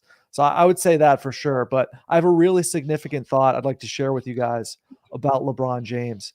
I think he, as a brand, is so built up because he is a mascot of Darwinism. Darwinism being this idea that we're advancing as a species, and it's about the we're continuously improving. And I think that LeBron James is sort of emblematic of this belief system, and he's used as a prop to sort of prop up Darwinism and Darwinian ideals. What do you guys think about that? I can't speak too much to the Darwinism, but I do know that NBA is always first off the press with the conspiracy theories. Like, remember 2015? Like, hang on, like all of the hosts on TNT and ESPN or whatever this, whoever has a NBA show, were all flat earthers like at the same time in like 1 year. Remember that? All I remember is Kyrie. I love Kyrie Irving. Shaq, Some comments. Shaq, and I think Charles Barkley were both like entertaining for like a couple months. Where Shaq was definitely a flat earther for like a month. Awesome. Was saying, he's like, no, hang on, no, don't be discounting. He's like, don't be discounting that. He was on board, it seems, and then kind of got the script and was like, okay, I gotta back off that. But Kyrie Irving was definitely so. Hey, I'm a geocentrist, but whether they're psyoping it for whatever reason, it seems like NBA is almost like the front page news in terms of what's the new conspiracy theory. Shaq's a Mason, right? I don't know what degree he is, but he's not a porch Mason. So Shaq is going to promote the program. Right? Can I give you guys a hot take? Dawg, go for it. Hot take, okay? Hot take certified. Let's go. This is like a somewhat half comedy thing, but Shaq is a god, or is Shaq a god? He's over 7 feet tall. He is the most generous person known to man. It seems like, at least that's what everyone who's been around him, makes it out to be. Like everyone who's been in a store with Shaq walks home with a free iPad, walks home with a free, not even just the poor kids. And Florida Giants. So I'm kind of joking, but is there a link between height and generosity? And is he like, these gentle giant myths of ancient cultures? He embodies a little bit of it. And Dawg, to your point, he's an Irish giant. He's an O'Neill, yeah, definitely. He's a black Irish giant. Yeah. To answer your question, I would say no. I think he's very, very human. And I got an interesting story about Shaq. He was regularly spotted in the central Massachusetts area for about a 2-year period. And the reason why people would see Shaquille O'Neal, in central Mass, which is like the Midwest of Massachusetts, right? People would see him because he was dating a girl from the central Massachusetts area. And the story behind why he was dating this girl is because he goes up to her, "Hey, I like you." You know what I mean? In his very Shaq way. "I like this girl." He goes to her boyfriend. He goes, "She's my girlfriend now." You know what I mean? And so she tells him off. She says, "Hey, F you, Shaq. I'm with this guy. Blah, blah, blah. Get lost, Shaq. We don't care." And I guess that really, he found that super endearing. He found it amazing that somebody was that human to him and told him to buzz off. So from there, I guess he became sort of infatuated with this girl and was persistent. And after a while, he started dating her. So people would see Shaq. He loves doing regular people things, loves it. And he doesn't really like, from what I'm told, he's super nice, super cool to everyday people. And he doesn't really like not being able to do regular people shit. People would see him at like convenience stores and shit. So Didn't he play a genie? Like, wasn't he a djinn? Shazam, in the yeah, movie Shazam. Shazam, Yep. which is kind of a god in some ways. Yeah. If I were to classify somebody in that regard a god, I would choose Wilt Chamberlain over Shaquille O'Neal because of Wilt Chamberlain's athletic abilities are in the 20th century unparalleled. And Chamberlain spoke multiple languages. He was incredibly bright and articulate, also really generous. And that would be the model that I would go with. Yeah, Shaq is, but to your point, they have kind of portrayed him, at least cinematic. He also played like a superhero, right? That guy Steel, that was another character in a movie that he played. So they clearly played up his mythology. Yeah, I mean, I don't know.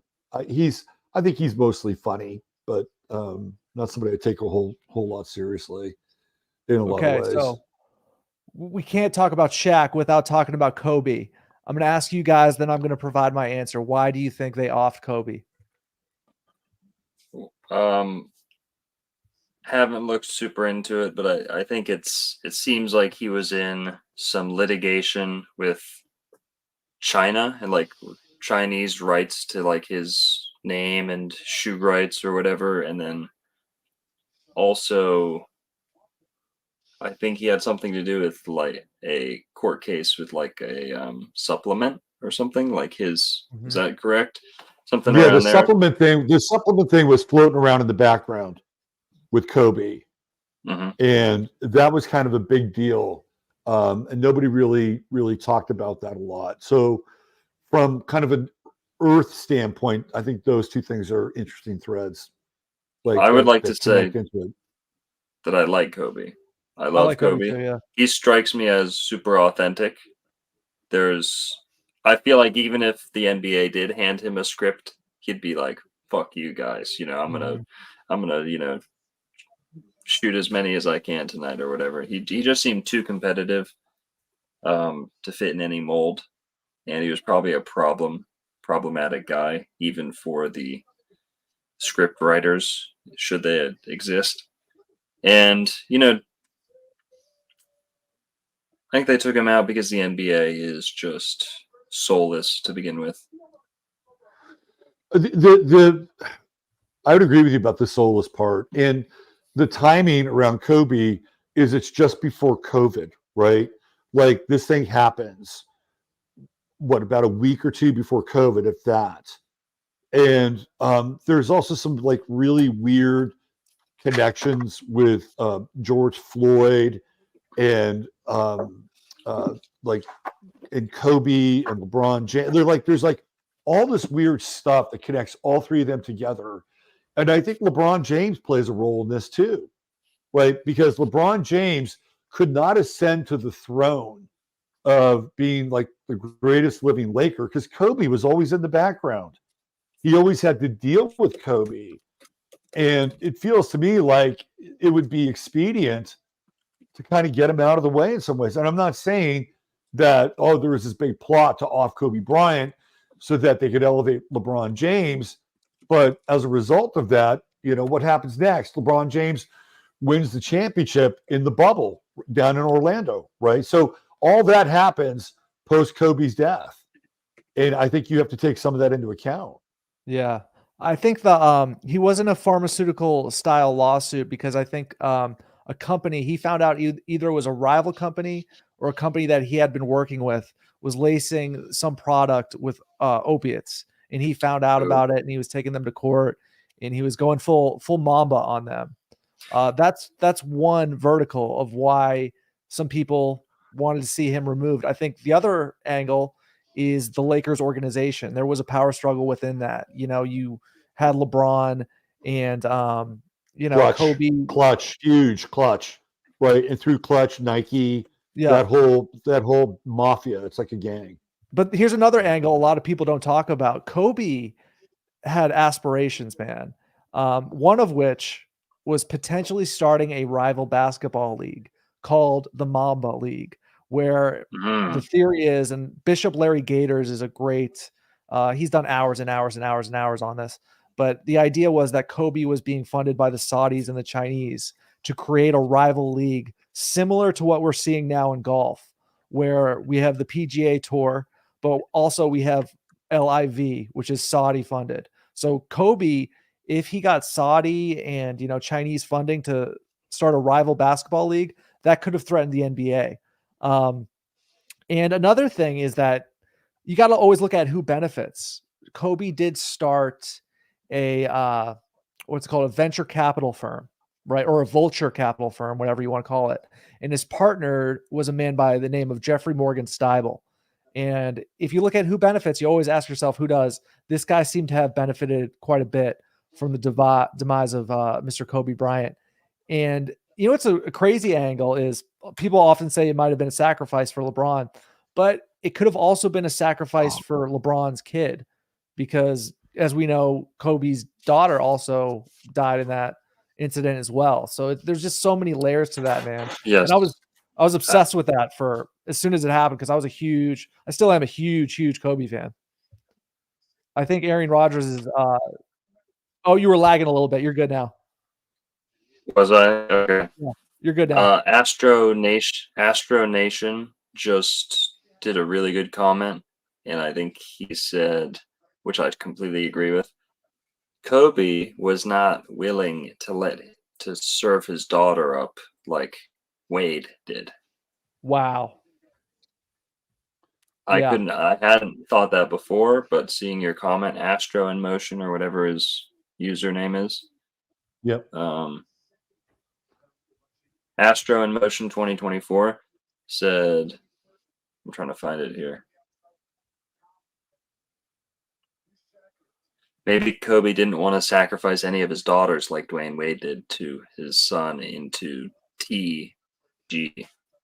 Also, Magic Johnson, his kid is. Well, his kid was clearly gay for a very long time, and he just decided to go all the way, right? Mm-hmm. I mean, that's all right. So it's a huge play for the 49ers. It is 4th and 2. They're down by the goal line. They just ran McCaffrey to the right, and a loss of 1. It was 3rd and 2. So are they going to bring the field goal kicker out here? Brock Purdy's actually made some good throws. He overthrew a wide open Deebo Samuel in the end zone. They had a shot. So it's 4th and 3. And it looks like they're going to go for it, I think. Let's do it. So this is a big moment. This is a huge moment in the game right here. This is a game-changing, perhaps legacy-changing moment. First down. Okay. He got it. Now, they may challenge the spot, I don't know if they could throw a flag and challenge the spot. They might be able to, but this is George Kittle on an out, and that's a first down. That's a first down. That's a huge play. Huge play. So now we got a new set of downs, 1st and 10. That was balls, man. That was a ballsy play to run that, to make that play. Okay, so it's 1st and 10 at the 11, and they're giving it to McCaffrey up the middle. The Saints, Chiefs defense has been pretty stingy with the run here in the second half. They found something at halftime. So now it's 2nd down. And looks like we got a stinger on one of the Chiefs players. You got to get off the field, buddy. So we'll play by play there. Yeah, well, you are the play-by-play guy because Longo, it's like you're listening to it on the radio, right? You don't have it on. And I'm 10 seconds behind him. So it's like I'm getting a preview of the plays before they occur. So Travis Kelce looks a little forlorn on the sideline. He's not having a great game. Yeah, I have I'm to rooting for the say. Niners. All right, 2nd and 9. And the ball's at the 11. Purdy throws it. And we got touchdown San Francisco. They've gone ahead. There we go. Jawan Jennings could be the most valuable player in this game. Yeah. He could be the most valuable player. If you had Jawan Jennings on your most valuable player card, you could be making huge money. He threw a touchdown pass and he just caught a touchdown pass. So there's no other player in the game that's made 2 touchdowns besides Jawan Jennings. How about that? I think Longo made the Irish exit. He said his connection is acting up, but that was a quality Irish exit. That's how it's done. That was good contribution. Football has magnet, gloves are magnet. Yeah, I would say so. And I've heard they screwed up the extra point. And now it's a 16-13 game. So Kansas City could score 7 and go ahead. But it's 16-13 and 11-22. So we have a score change at the magical 11-22. All right, so Rob, Patrick Mahomes, Saturn return. Probably, I can't say probably, but let's say hypothetically he loses this Super Bowl. What do you foresee happening with him? Could he have a religious awakening? No. What the fuck is going to happen with this guy after losing this Super Bowl? What do you think? Same old shit? What, like? Well, I'm watching this commercial, and there's more summoning with this commercial. There's a guy with his daughter. She's an ice skater, and seat number 7 was empty. I don't know if the mother is dead, or it's somebody who's not supposed to be there, or somebody's supposed to be there but it's not there. All right. Well, then I gotta ask you. Yeah. What is your definition of summoning, and why do you think this Super Bowl has this theme?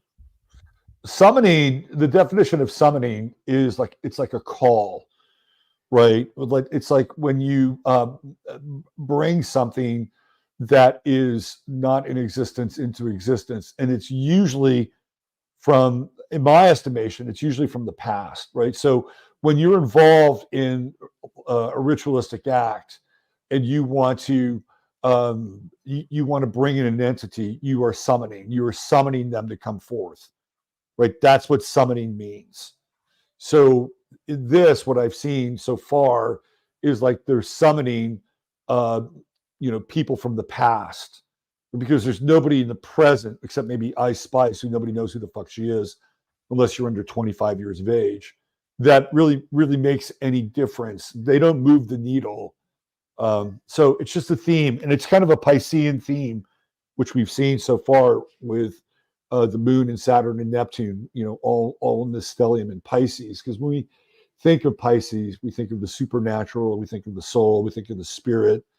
And again, this whole idea of summoning, anyway, there you go.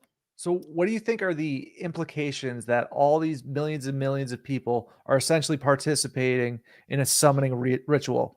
How do you think that plays out in the public consciousness? Well, I think that if you're not aware of it, you're kind of taking part in it, aren't you? Mm-hmm. In a lot of ways, you're kind of giving this idea of even there's Arnold Schwarzenegger for State Farm, right? Like they couldn't come up with anybody contemporary. They had to come up with him and Danny DeVito for State Farm. And it's kind of like a consumer-ready version and getting people's heads wrapped around this idea that you can bring celebrity or you can bring images back from the dead, right? You can bring them out of sort of the mists of recent memory and history and then reanimate them, which is, when you look at the Aeon card in the Major Arcana, which is the end of the world and the beginning of a new one, part of the imagery of the Aeon card is the summoning of the dead. It's like the dead rise, which is part of this whole idea of revelation as well. So it's interesting that they scored at 11-22.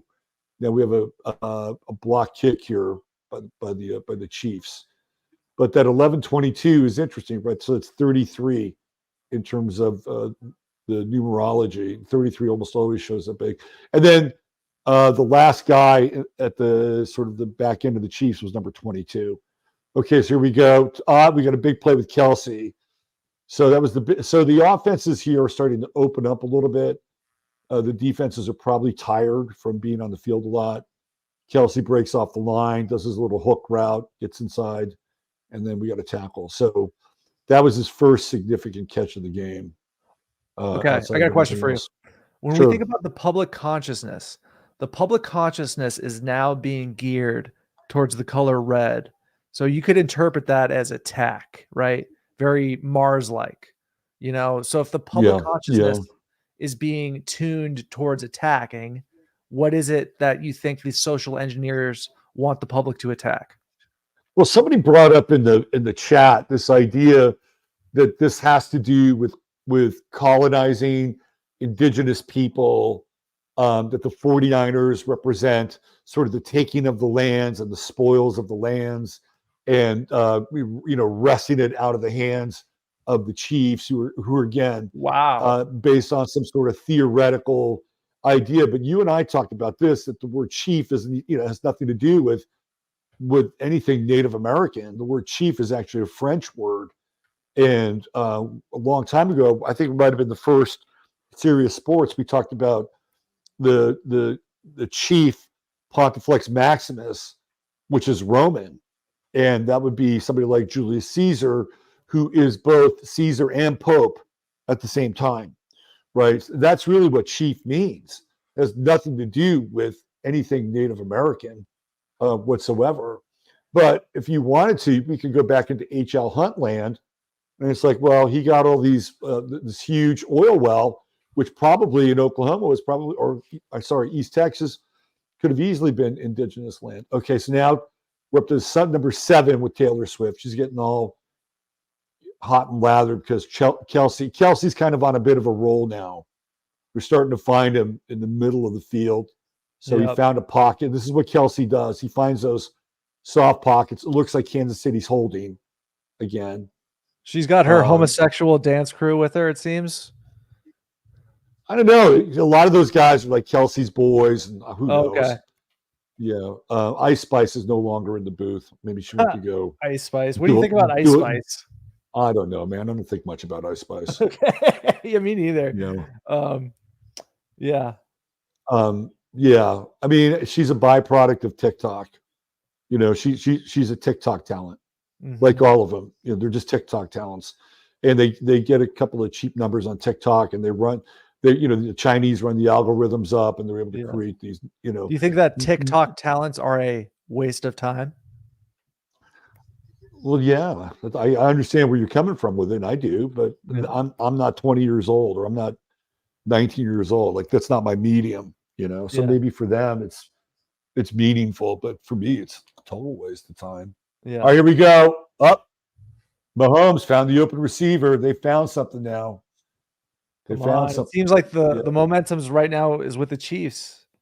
Well, the Niners just scored on that last drive, but I don't know what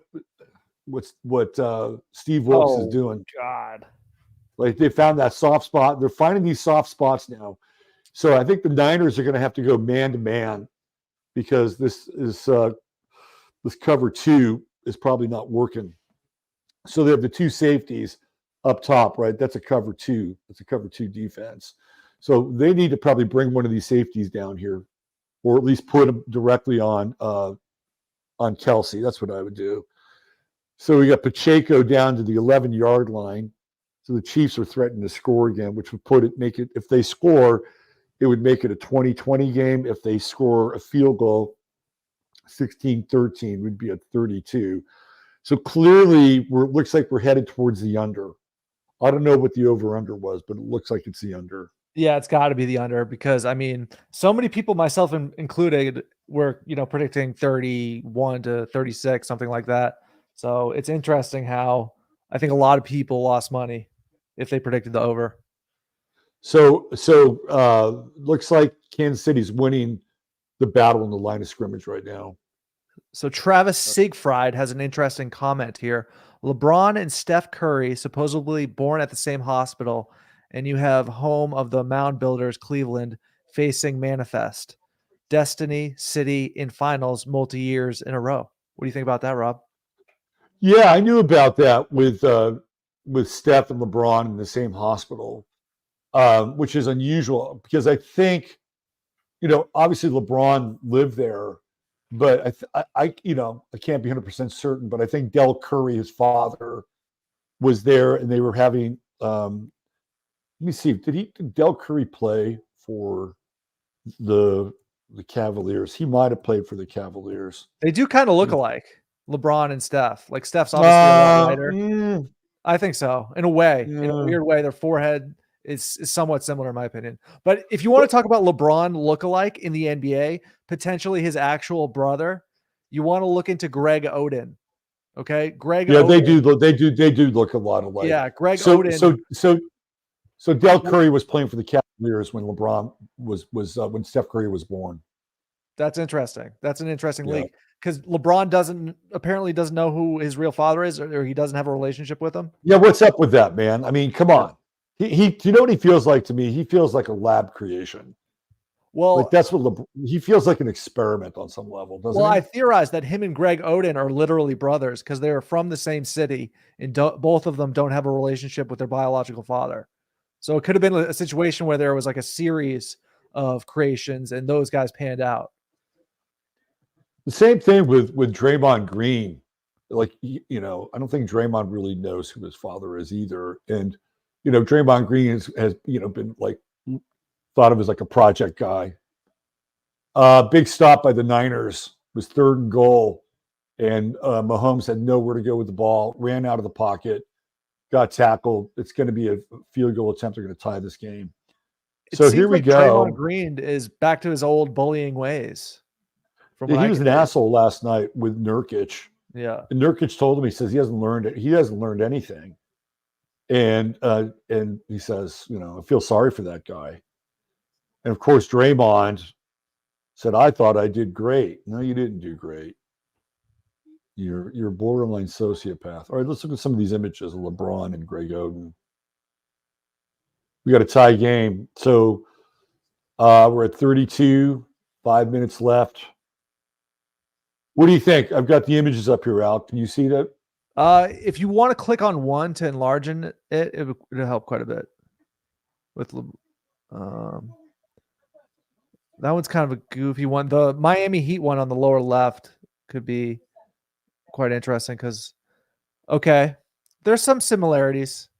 They're not striking, but they have similar facial structure features, similar forehead, that super pronounced forehead. Greg's definitely got it, and LeBron definitely has it. Greg Oden, the guy with 1 foot smaller than the other. Yeah, he didn't pan out. He was always injured. Too big. He was like 7'2", he was all hyped up. Went to Ohio State. I remember being on this message board, and the Trailblazers were dead set on picking him. And it was the same draft that Kevin Durant was in. I'm like, you do not want to pick Greg Oden. You want to pick Kevin Durant. And they had LaMarcus Aldridge already on the team. And it's like, no. Just put Aldridge at center and let Durant cook. And they made a bad call. That was want to hear something really interesting? that Yeah. happened this week. Sure. So the Super Bowl, right? It's in Vegas. Obviously, Coach Prime is there. Shador Sanders is there, and they're making their media runs. Coach Prime does a podcast with Lil Wayne. But over the course of this media run, Shador Sanders said something really interesting and really revealing. He says that he doesn't like running option routes. He doesn't like throwing option routes. He likes it when his receivers are going one place and he knows where it is. So he made this comment and it kind of lit Colorado Buffalo world on fire because it kind of revealed the fact that he's kind of dumb and he doesn't, or his receivers are dumb. Either they're all dumb or the quarterback's dumb or the receivers are dumb or it's one or the other, because he talked about how oftentimes Sean Lewis, who was their offensive coordinator, he had an NFL style option route scheme where it's like, if you guys see this, if the receiver sees this and the quarterback sees the same thing, you guys know what option of the two or the three we're going to do. So this is the option route situation was why Edelman and Brady were so good, because they were on the same page and they were both able to read the defense. So it's like a cheat code when the receiver and the quarterback are on the same page in regards to reading the defense and option routes. So Shador says he doesn't like doing those. And so if I'm an NFL scout, I'm like, oh my God, that's not good. And for me, I was potentially going to bet on Colorado to make the NCAA playoffs. I'm really backing off that now, just based off on those comments. Well, I mean, they're going to have kind of a all-star recruiting class. That's true. And they've got Pat Shurmur now as their offensive coordinator. He was just an assistant last season or some kind of, I don't know, overseer. But Shurmur can coordinate a pretty good passing game. But he comes from a pro-style offense, and that's not what they run. And the Golden State Warriors passed on drafting LaMelo Ball because they didn't want to deal with his father, right? Like, could you run into the same situation with Shador Sanders with Dion? Mm-hmm. Right. Because you didn't want to deal with this. I wouldn't take him because you'd have to invariably deal with Dion, right? And like, how soon would it be before somebody in the media, clamors for Dion to take the head coaching job of that team? Right? Like, I wouldn't do that at all. I wouldn't take him because you'd be watching, you'd be looking at your clock, and all of a sudden you'd have, the Ryan Clarks of the world and, and all these mouthpieces saying that, oh yeah, he should coach the team, which Deion Sanders would absolutely love. Right? I mean, that's his next move. It's not Florida. It's whatever team Shador Sanders winds up playing for. Yeah, we got Brock making passes, making plays. That was Jawan Jennings. That was Jawan Jennings again. If they win this game, Jawan Jennings could be the most valuable player in this game. Wow. And here we go. We got an option play or a trick play. Debo. Love Debo Samuel. Capricorn. Debo Samuel's a Capricorn.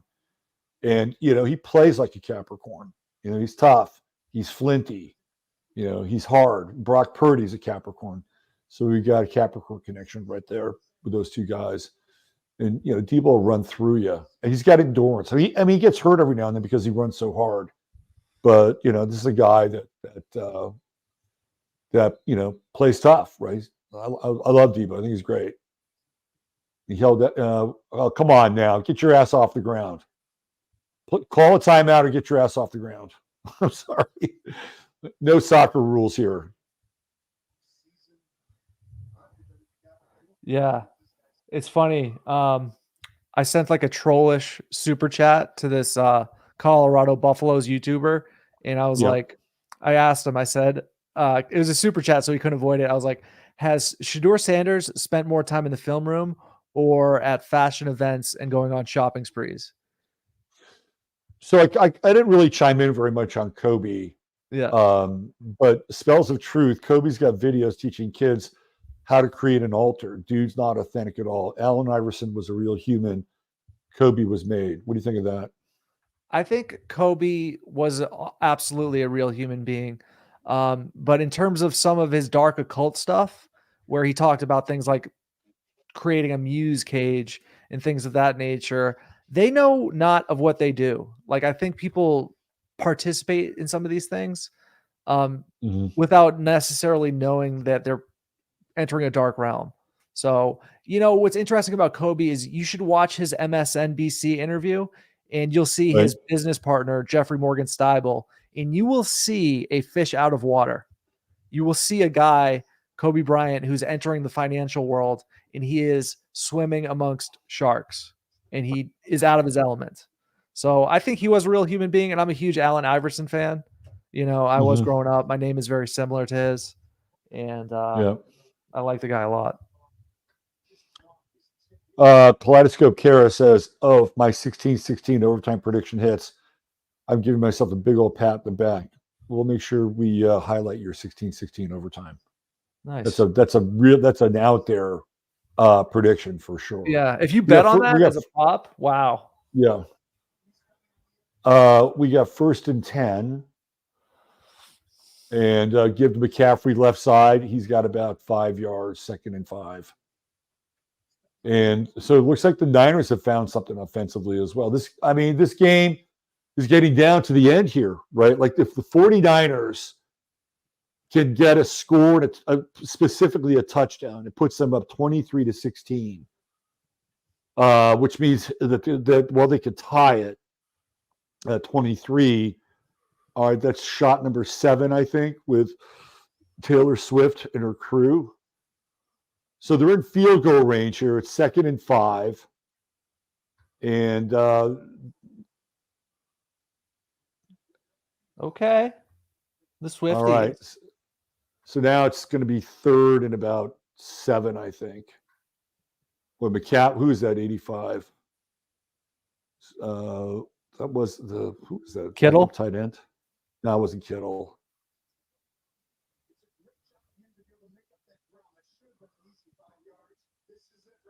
All right, here we go. So we got Jake Moody warming up on the sidelines. So the Niners really need to score a touchdown here. And that extra point is looming really large, the one that got blocked. And they're really outside of Moody's range in a lot of ways. Like he had a 55-yarder. They had to call timeout, stop the clock. All right, where are we with chat? 16-16, it makes sense. 1,830 children, clones were sent out across the lands for indentured servants. So that goes back to like the Cabbage Patch Kids, and that whole the kids in the trains, right? All that stuff. So that's what we're talking about there. All right, let's see. We have any other comments? Let's see. I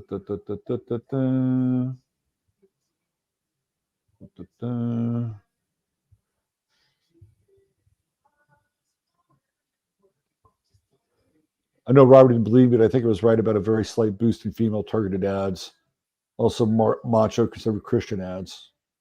I don't remember not believing you. No ad has really stuck out to me quite yet. What about you? Like, what are the first ones that come to your mind?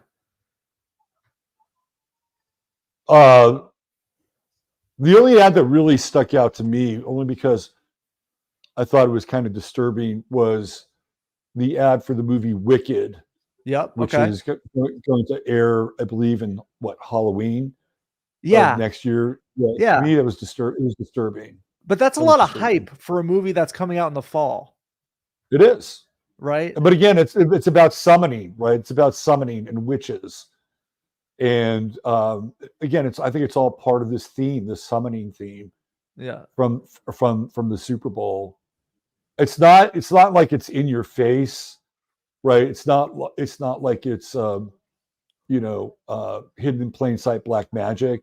Yeah. But they're like resurrecting all these images and personas from the past and bringing them forward. The two and again, I think a lot of it has to do with the fact that nobody in the present is all that recognizable. Yeah. You know what it is, man? It's like when radio first came out, everybody was listening to the same program. Okay. And now popular movies between the 70s, 80s, 90s, early 2000s, people generally knew who the stars were. That's no more.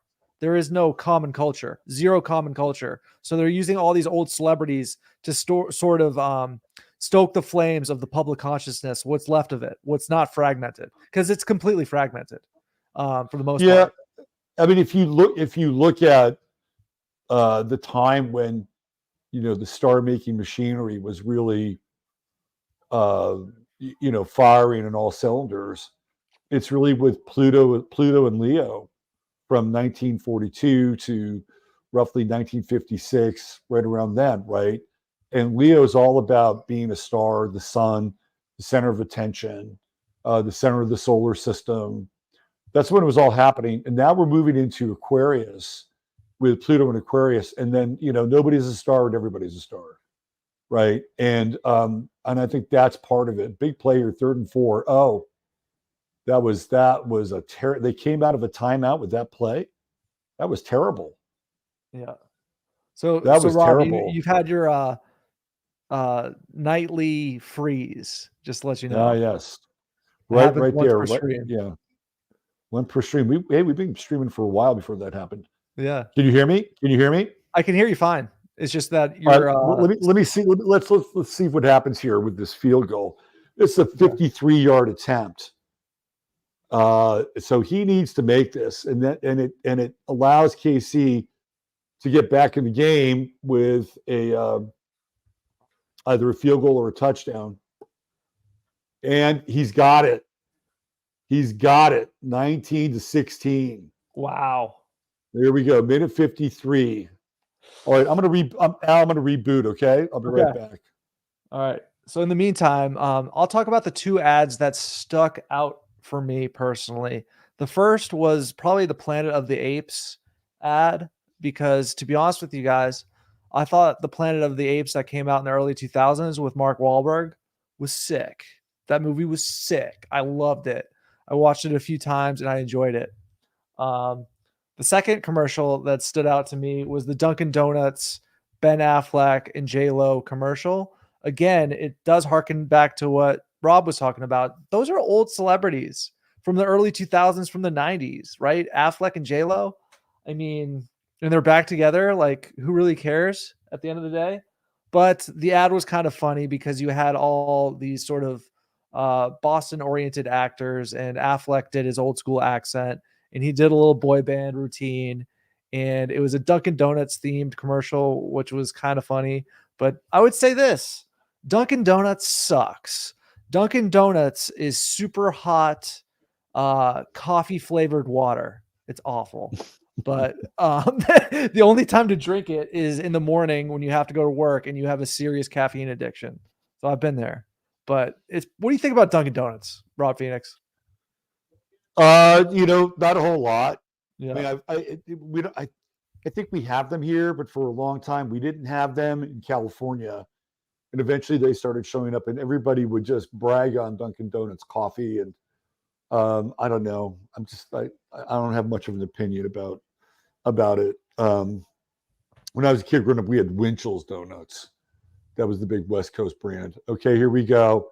So now Kansas City's starting to cook here. They've got how many timeouts? They got 2 timeouts. 1st and 10. That was Kelsey, just caught the ball. There's a minute 37 left. So the Niners really have to put pressure on Mahomes. And Mahomes gets out of bounds, stops the clock. There was nobody downfield. Clearly he wanted a chunk play. It wasn't there.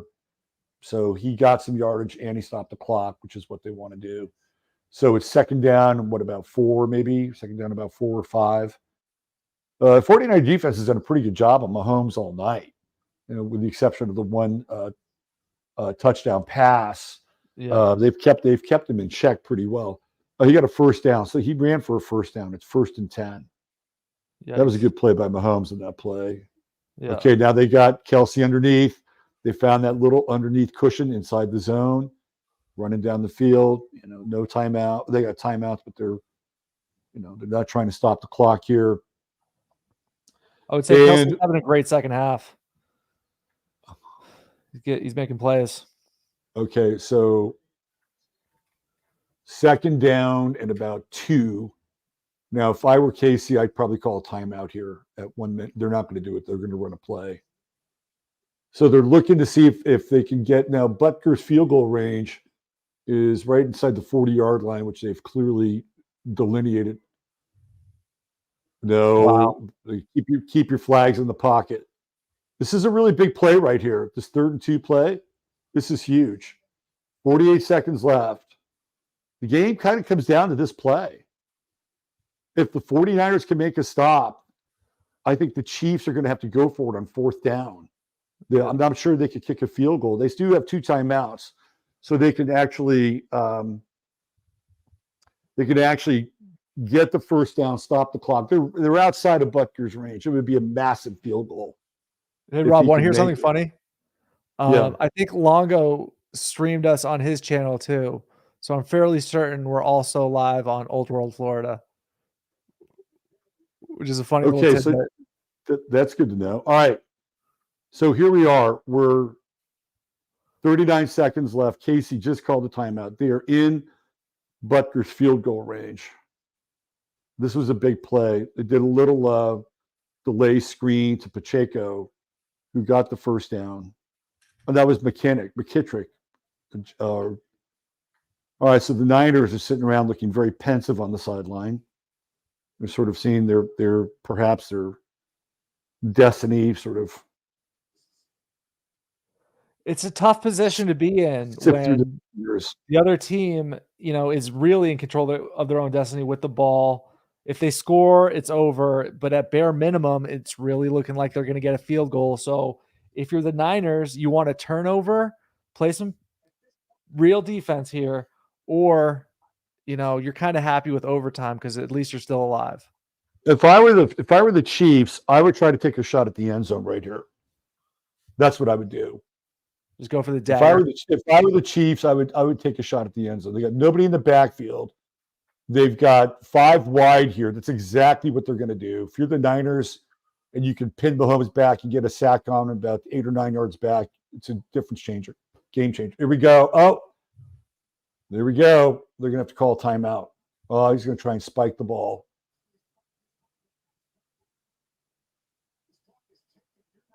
He's offsides. Now, here we go. Hold on. 2nd and 7. He's not going to spike it. He's going to go for the pass.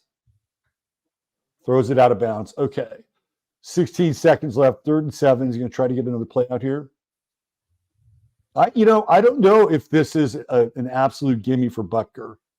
I mean, I know he's German and machine-like, but I don't know, man. I'm not sure it's an absolute gimme, especially at this point in the game. We'll have to see. It's a huge play. Low-scoring game. I thought this game was going to be in the 30s for both teams, and they've managed to kind of keep this thing way underneath the under. Mm-hmm. All right, huge play. Tell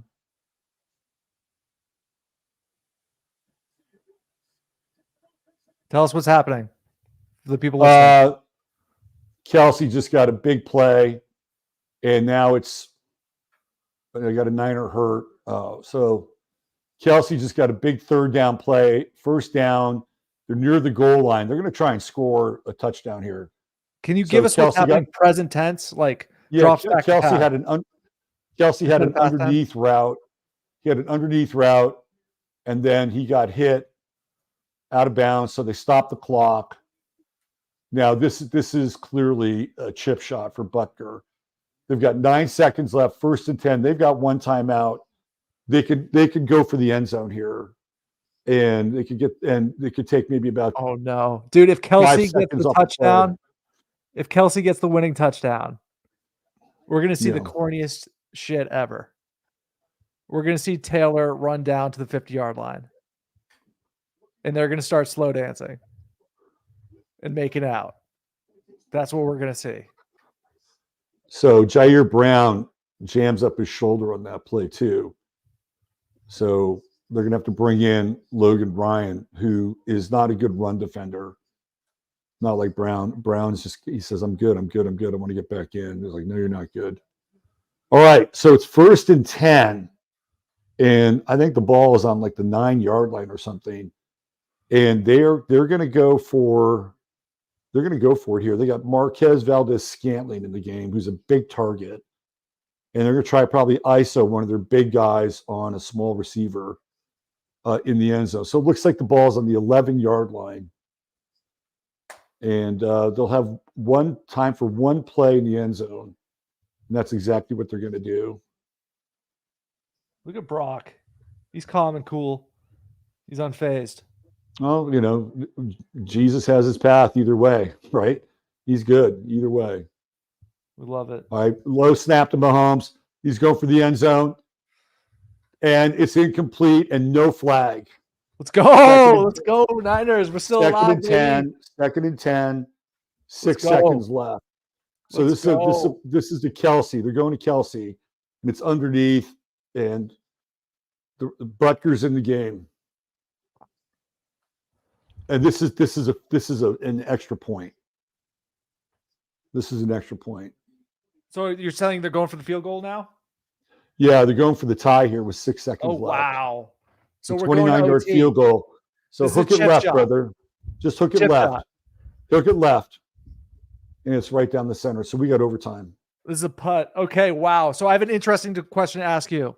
So it looks like we're going to overtime. Let's say hypothetically Brock Purdy pulls this thing out, becomes an NFL champion. Do you think he'll be celebrated in the media, even if he wins the Super Bowl? Or do you think he'll be ignored and sort of, made irrelevant? Like he didn't just win a Super Bowl. What do you think is going to happen with that?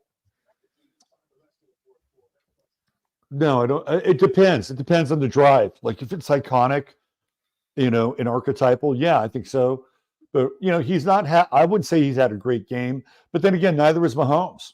Mm-hmm. So if you're using him as kind of a standard, if Mahomes is the standard, it's not a great standard for the game, because he and Mahomes have been pretty even in terms of yardage, passes, attempts, touchdowns.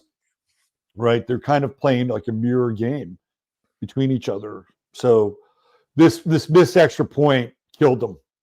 Totally killed them. Because the game would be 20-19 right now, and Kansas City would have been forced to go for a touchdown. Okay, Niners are going to have the ball, right, with 3 seconds here? Well, they're not going to be able to do anything. I think I'd go for the Hail Mary. Why the fuck not? Well, because time's going to run off. All right, so it's going to be 3 seconds on the 25. I don't think Brock has that kind of arm, but yeah, why not? What are they going to do? Return the ball for a touchdown? Right? Yeah. So give us the what's happening? Okay. This Robert dude believes it's a real game. Look, like, dude, it's definitely real. It's a very hardcore athletic competition. Those guys are getting hurt. They're hitting each other. That dude just had his shoulder banged up. Right? Like, you tell that guy it's a fake fucking game. Yeah. Right? Do I think that so one of the things I will say is that the refs have stayed out of this game. They have, for the most part, yeah. They've stayed out of the game. And have I seen egregious acts of players missing blocks or missing tackles? No, the answer to that is no. The ultimate conspiracy might be that there's no conspiracy, that this is an athletic competition that's fair. Call me crazy, call me tinfoil hat, but that's entirely possible. Is it not? Yeah. Planned, not faked. All right. So hold on a second. Let's do this. Okay. Let's do this. I am going to invite anybody, and I'm not to say that things aren't scripted, because I've gone down that path many times, but I'm going to invite somebody who has that point of view and says that this game is fake to come in and back up your statement. If you think that this game is fake, here's what I want you to do. I want you to show me specific plays in this game that reinforce your statement. I don't think I'm not asking a lot, right? I'm not asking a lot. Go back and watch the game, or if you've been following, tell me the plays where you believe that the outcome of this game has been earmarked and scripted. Yeah. Yep. Do you think that people, or not people generally, but there's a large percentage of very online people that have spent so much time diving into the conspiracy of these sporting events that they fail to see that These are human beings out here, huge fucking dudes that are in a combat of sorts. Yes. Mhm. David Marks, I would agree with David about pacification. I would agree with that. I don't have a problem with that. It's not conspiracy, it's truth. Well, come on here. You got the link. Come on in. Come on in. That's not to say that I haven't seen it in games. I've fucking seen it. Well, you know they're going to go nuts. A portion of people are going to go nuts because 1919, those nines and those ones, they can get kind of crazy sometimes. Right. That's interesting. Right. But if you believe this game that we're watching right now is scripted and fake, you've got the link. Come in and tell me a play that would back up what you're thinking or what your thesis is. Mm-hmm. Period. End of story. All the play calling comes from the top. Who's at the top? And I don't agree with that. You think Kyle Shanahan is just going to sit down and let somebody else call his plays? No, I don't think so. Sorry. I don't. Let's see. So I got a question for you. Hold on a second. Gematria will show you. It sure didn't happen with the Cincinnati Bengals, did it? You remember all the gematria that said the Cincinnati Bengals were going to win the Super Bowl against the Rams? No. Mm-hmm. That was like the most slam dunk fucking gematria I had ever seen. And guess what? They lost. Yeah. Gematria doesn't always tell the whole story. And a lot of the gematria like personalities, a lot of these guys are what I call mathemagicians. They are good with numbers and they can kind of create a narrative around damn near anything. Because there's 4 or 5 different, what do they call it? Ciphers within gematria. You can create. I'll tell you what. Do not watch this. No, do not watch this. You got the link. Come on to the show. I'll put the link here again. And you give me specific plays in this game that you show me that this game, based on those plays and or calls by the refs, are fixed. There you go. I'm not saying that games aren't fixed. I'm not saying that there are games that aren't rigged. There are. But you show me in this game, invite me with 27 laying down now. Okay. Esperanza, well, you're cool. You can come in. The 27 club. Oh, so now we're going to get into the 27 club. Okay. So I'm giving you I'm giving you guys like an opportunity to come in and state your case, and you're not doing it. All right, let's bring Esperanza in. Hey, what's up? Hey, Esperanza. Hi. Of course, I decide to go online when I'm like literally. But here's what I think. I think that like the architects that are doing the things are on both sides of the scale. I don't think it matters who wins or loses. What do you mean by that? I mean that I believe deeply that Masons on either side, whether they be Scottish Rite, Rosicrucian, like whatever, I believe that there are magical architects that have been architecting things over the centuries for many, many thousands of years. And that like no matter who wins or loses, it's not really going to affect the narrative. I think we're the ones who are the surprise actors who need to affect the narrative, because instead of taking things as an effect, we have to be the affect. There's a distinction. I don't disagree with you with that. I wish I had makeup on. Nope. Yeah. Esperanza, do you mind turning the volume down on your TV? I just don't want the stream to get taken down. It's all good. Yeah, for sure, dude. Okay, so unless the 49ers can score here, I think the Chiefs are going to win this thing 22-19.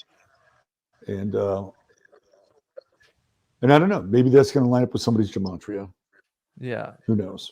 Right. Yeah, I went through my Zachary Hubbard I think it's Zachary Hubbard. I went through my Zachary Hubbard phase, especially after Kobe. But then he started creating narratives about people I knew personally, and I was like, dude, this guy, you can always create a narrative with numbers. Oh, his gematria for the Super Bowl with Joe Burrow and Billy Cannon and all this shit. I followed all that, and I'm like, oh man, look at this. Mm-hmm. This has got to be the Bengals winning this Super Bowl, and it wasn't.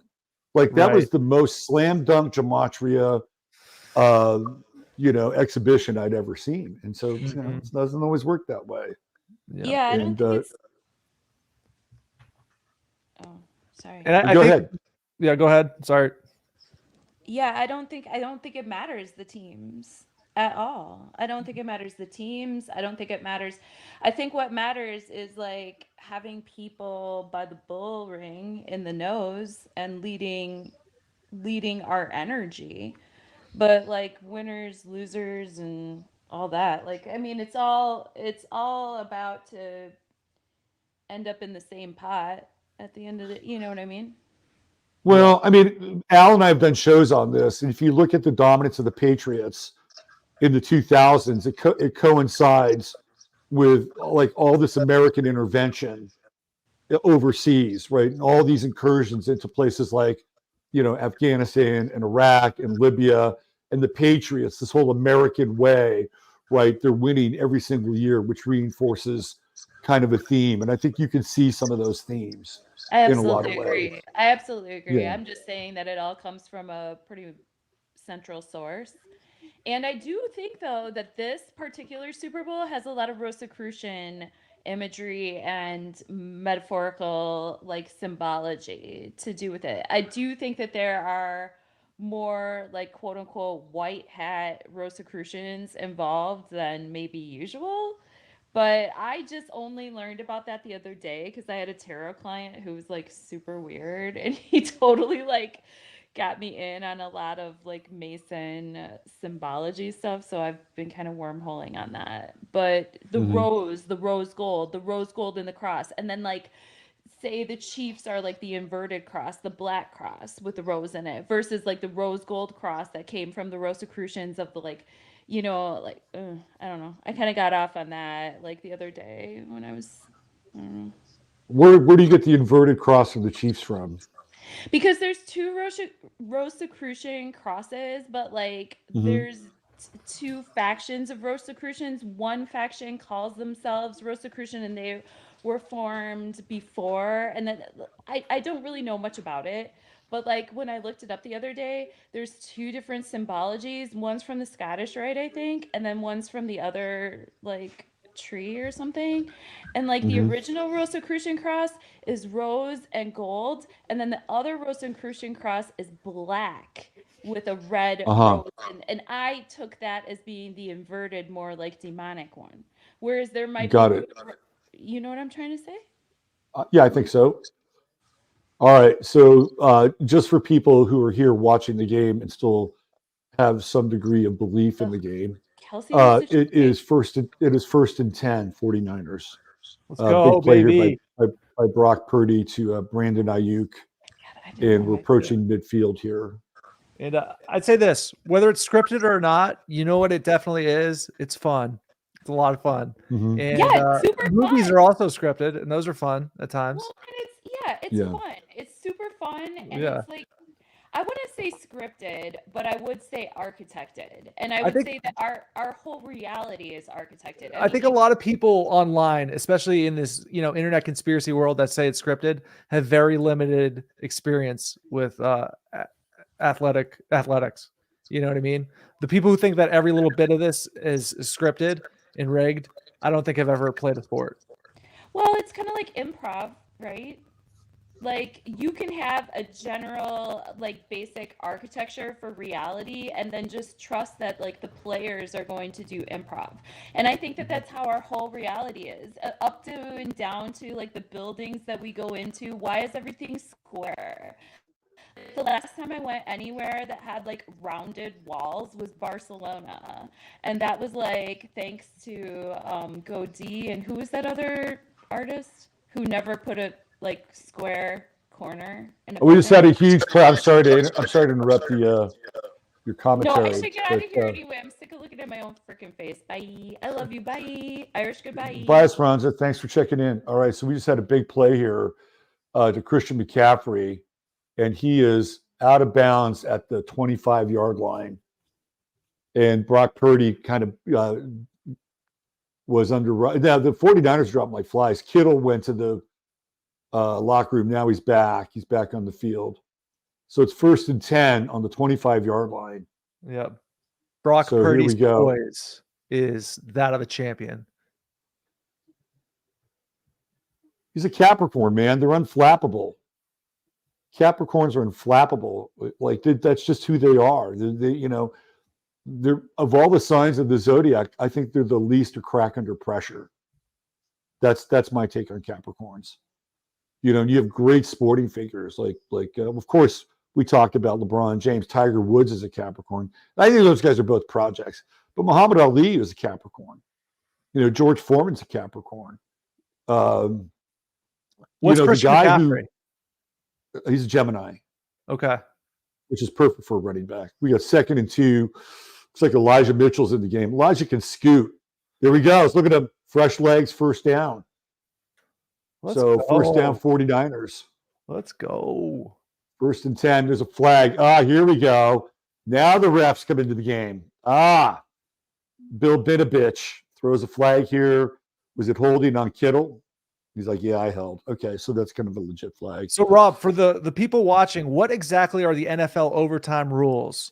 If the Niners score a touchdown, do they win, or does the Chiefs have a chance to tie? How does this work?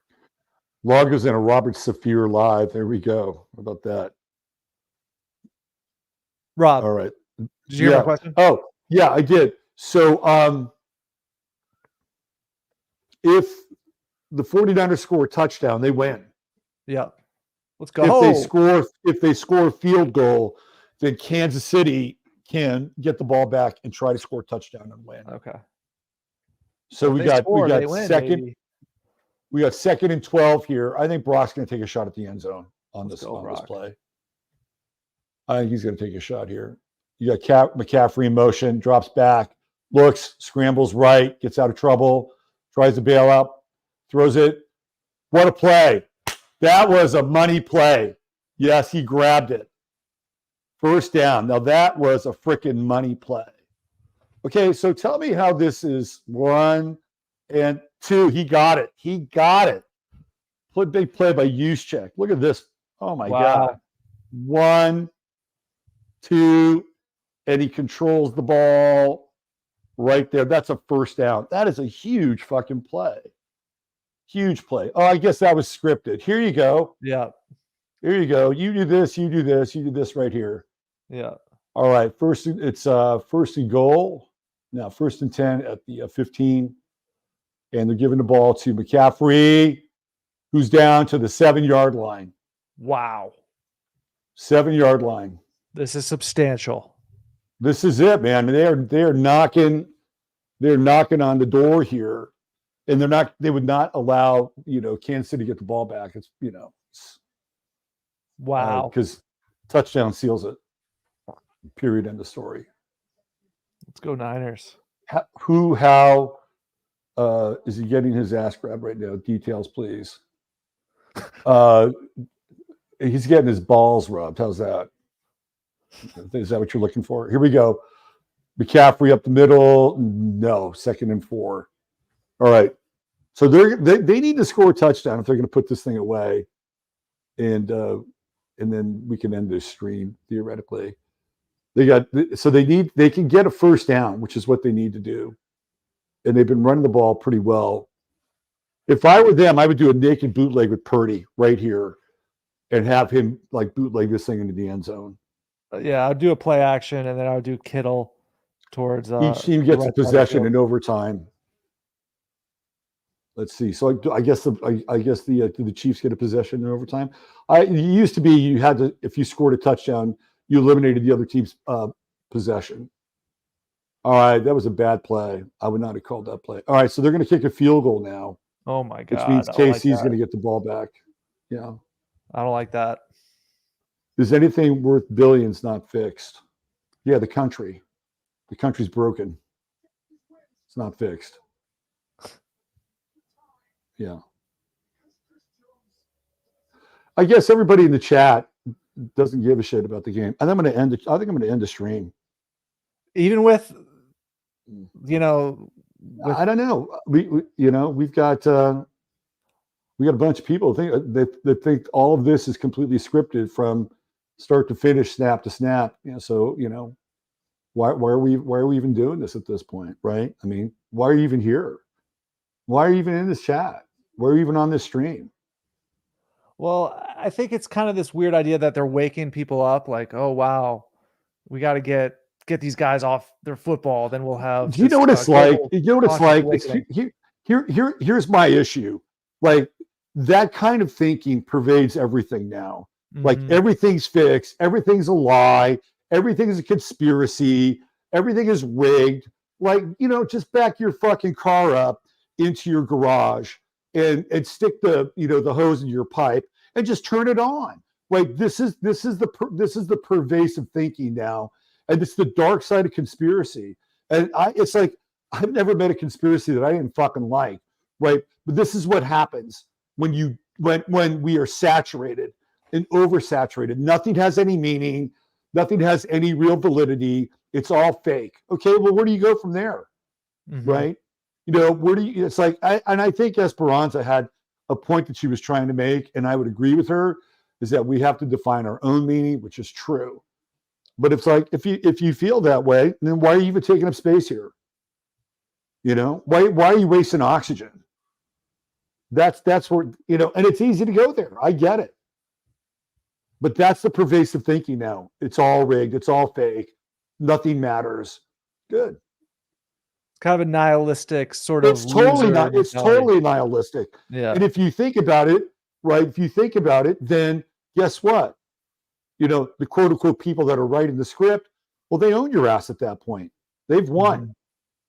They've absolutely won. So, have fun with your life at that level. Have fun eking out meaning in existence. And I'm not saying that you can't do it, but it's like, the complete black pill nihilistic and everything is fixed and rigged. And why even be here? You know what I'm saying? Yeah. I think things are so fractal, man. There's so many layers to everything, especially like, people think every single thing, every story on the news is a fake scripted gematria encoded event. And it's just not the case. Oftentimes there are just different layers to the onion. You know what I mean? There's the astrological layer of truth. There's maybe a conspiracy going on. There's maybe a literal event that just occurred, that just happened. There was a train wreck. There was a car crash. Those things happen. Right. And they're just because it's being broadcasted on social media or in the mainstream media doesn't mean that it's fake, that it's just a psyop. You know what I mean? Well, if you want to look at something that's rigged, like look at what's happening in Chile. All of a sudden now they have all these, fires happening out of nowhere.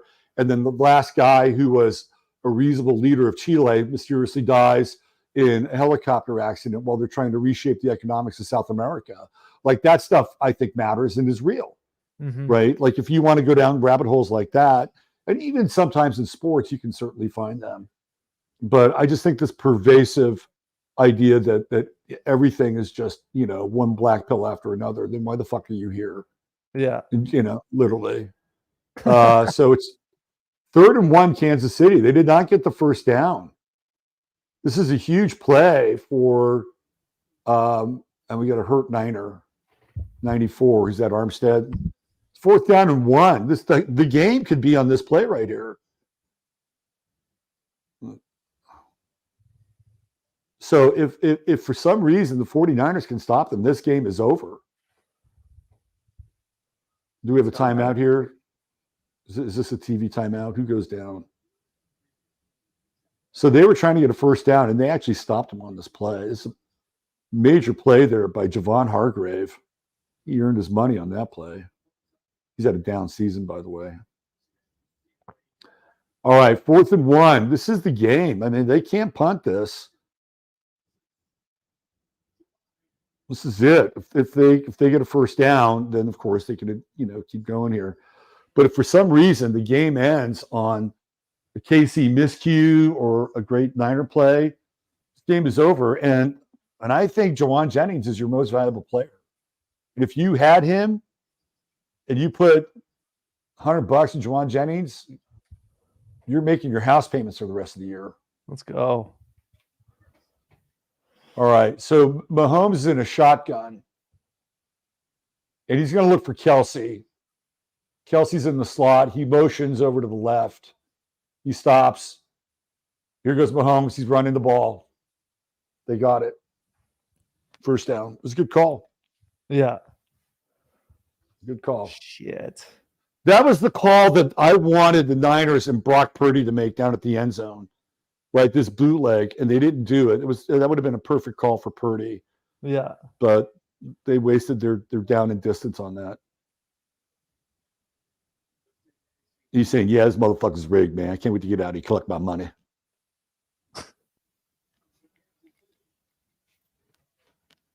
First and 10. Here we go.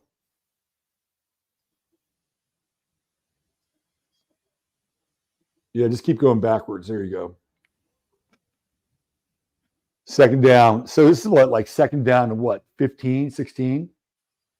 This is a long down a distance. And a field goal only ties the game up, and San Francisco gets the ball back. Mm-hmm. So he must have lost about 8 or 9 yards on that thing. It's like, what are you doing? Look at them. They're all pissed off at him.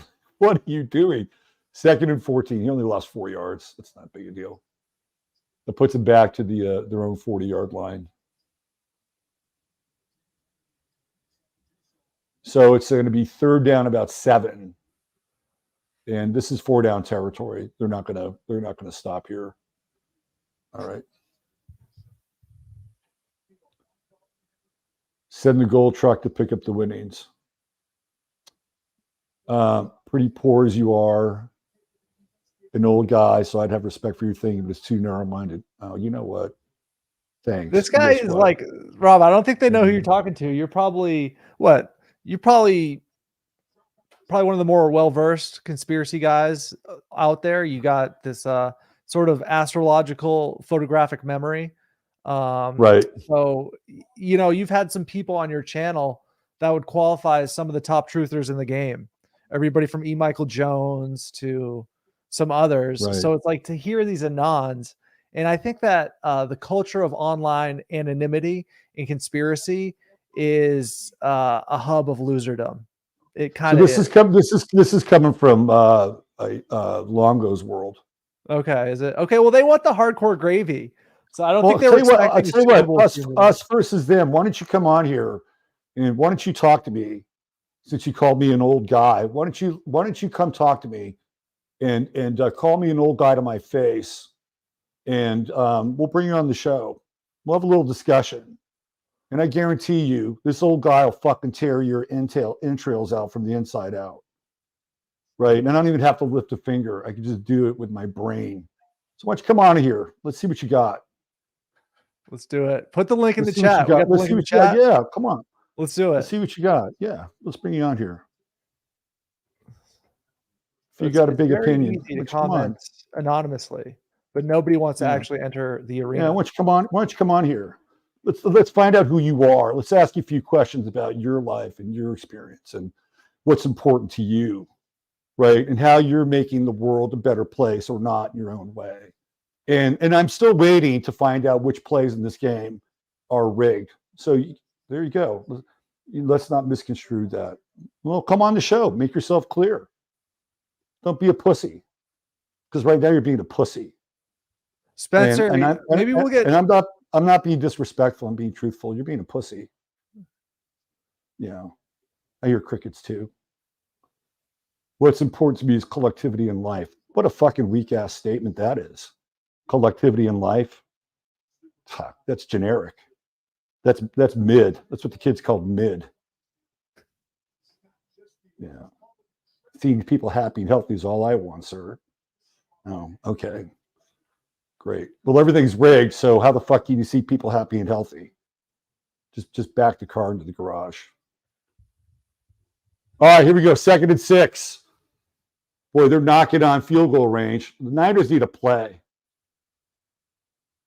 Here we go. Screen pass. Oh, got a first down. 2:41 left. Is this thing going to go double overtime, Al? I don't know if I can do this for 2 overtimes. Okay, that's reasonable. I've had Brian Toohey on. I had Brian Toohey on my show before anybody had Brian Toohey on back in the 2010s. So I had him on twice. If you go through my YouTube feed, you might even see those shows. If I disagree, it's my prerogative. No, you know what it is. I'm offering you a platform to come on here and state your case, especially about the rigging part. A huge play by Mahomes. Shit. Huge scramble up the middle.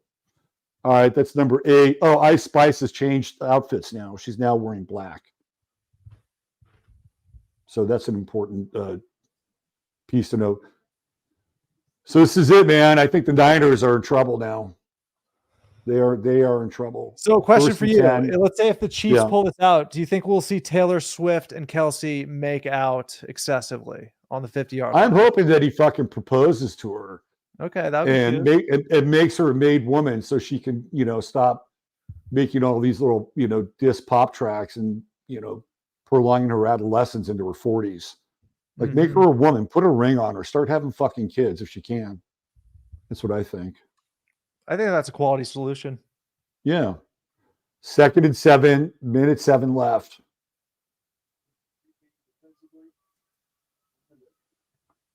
Here we go.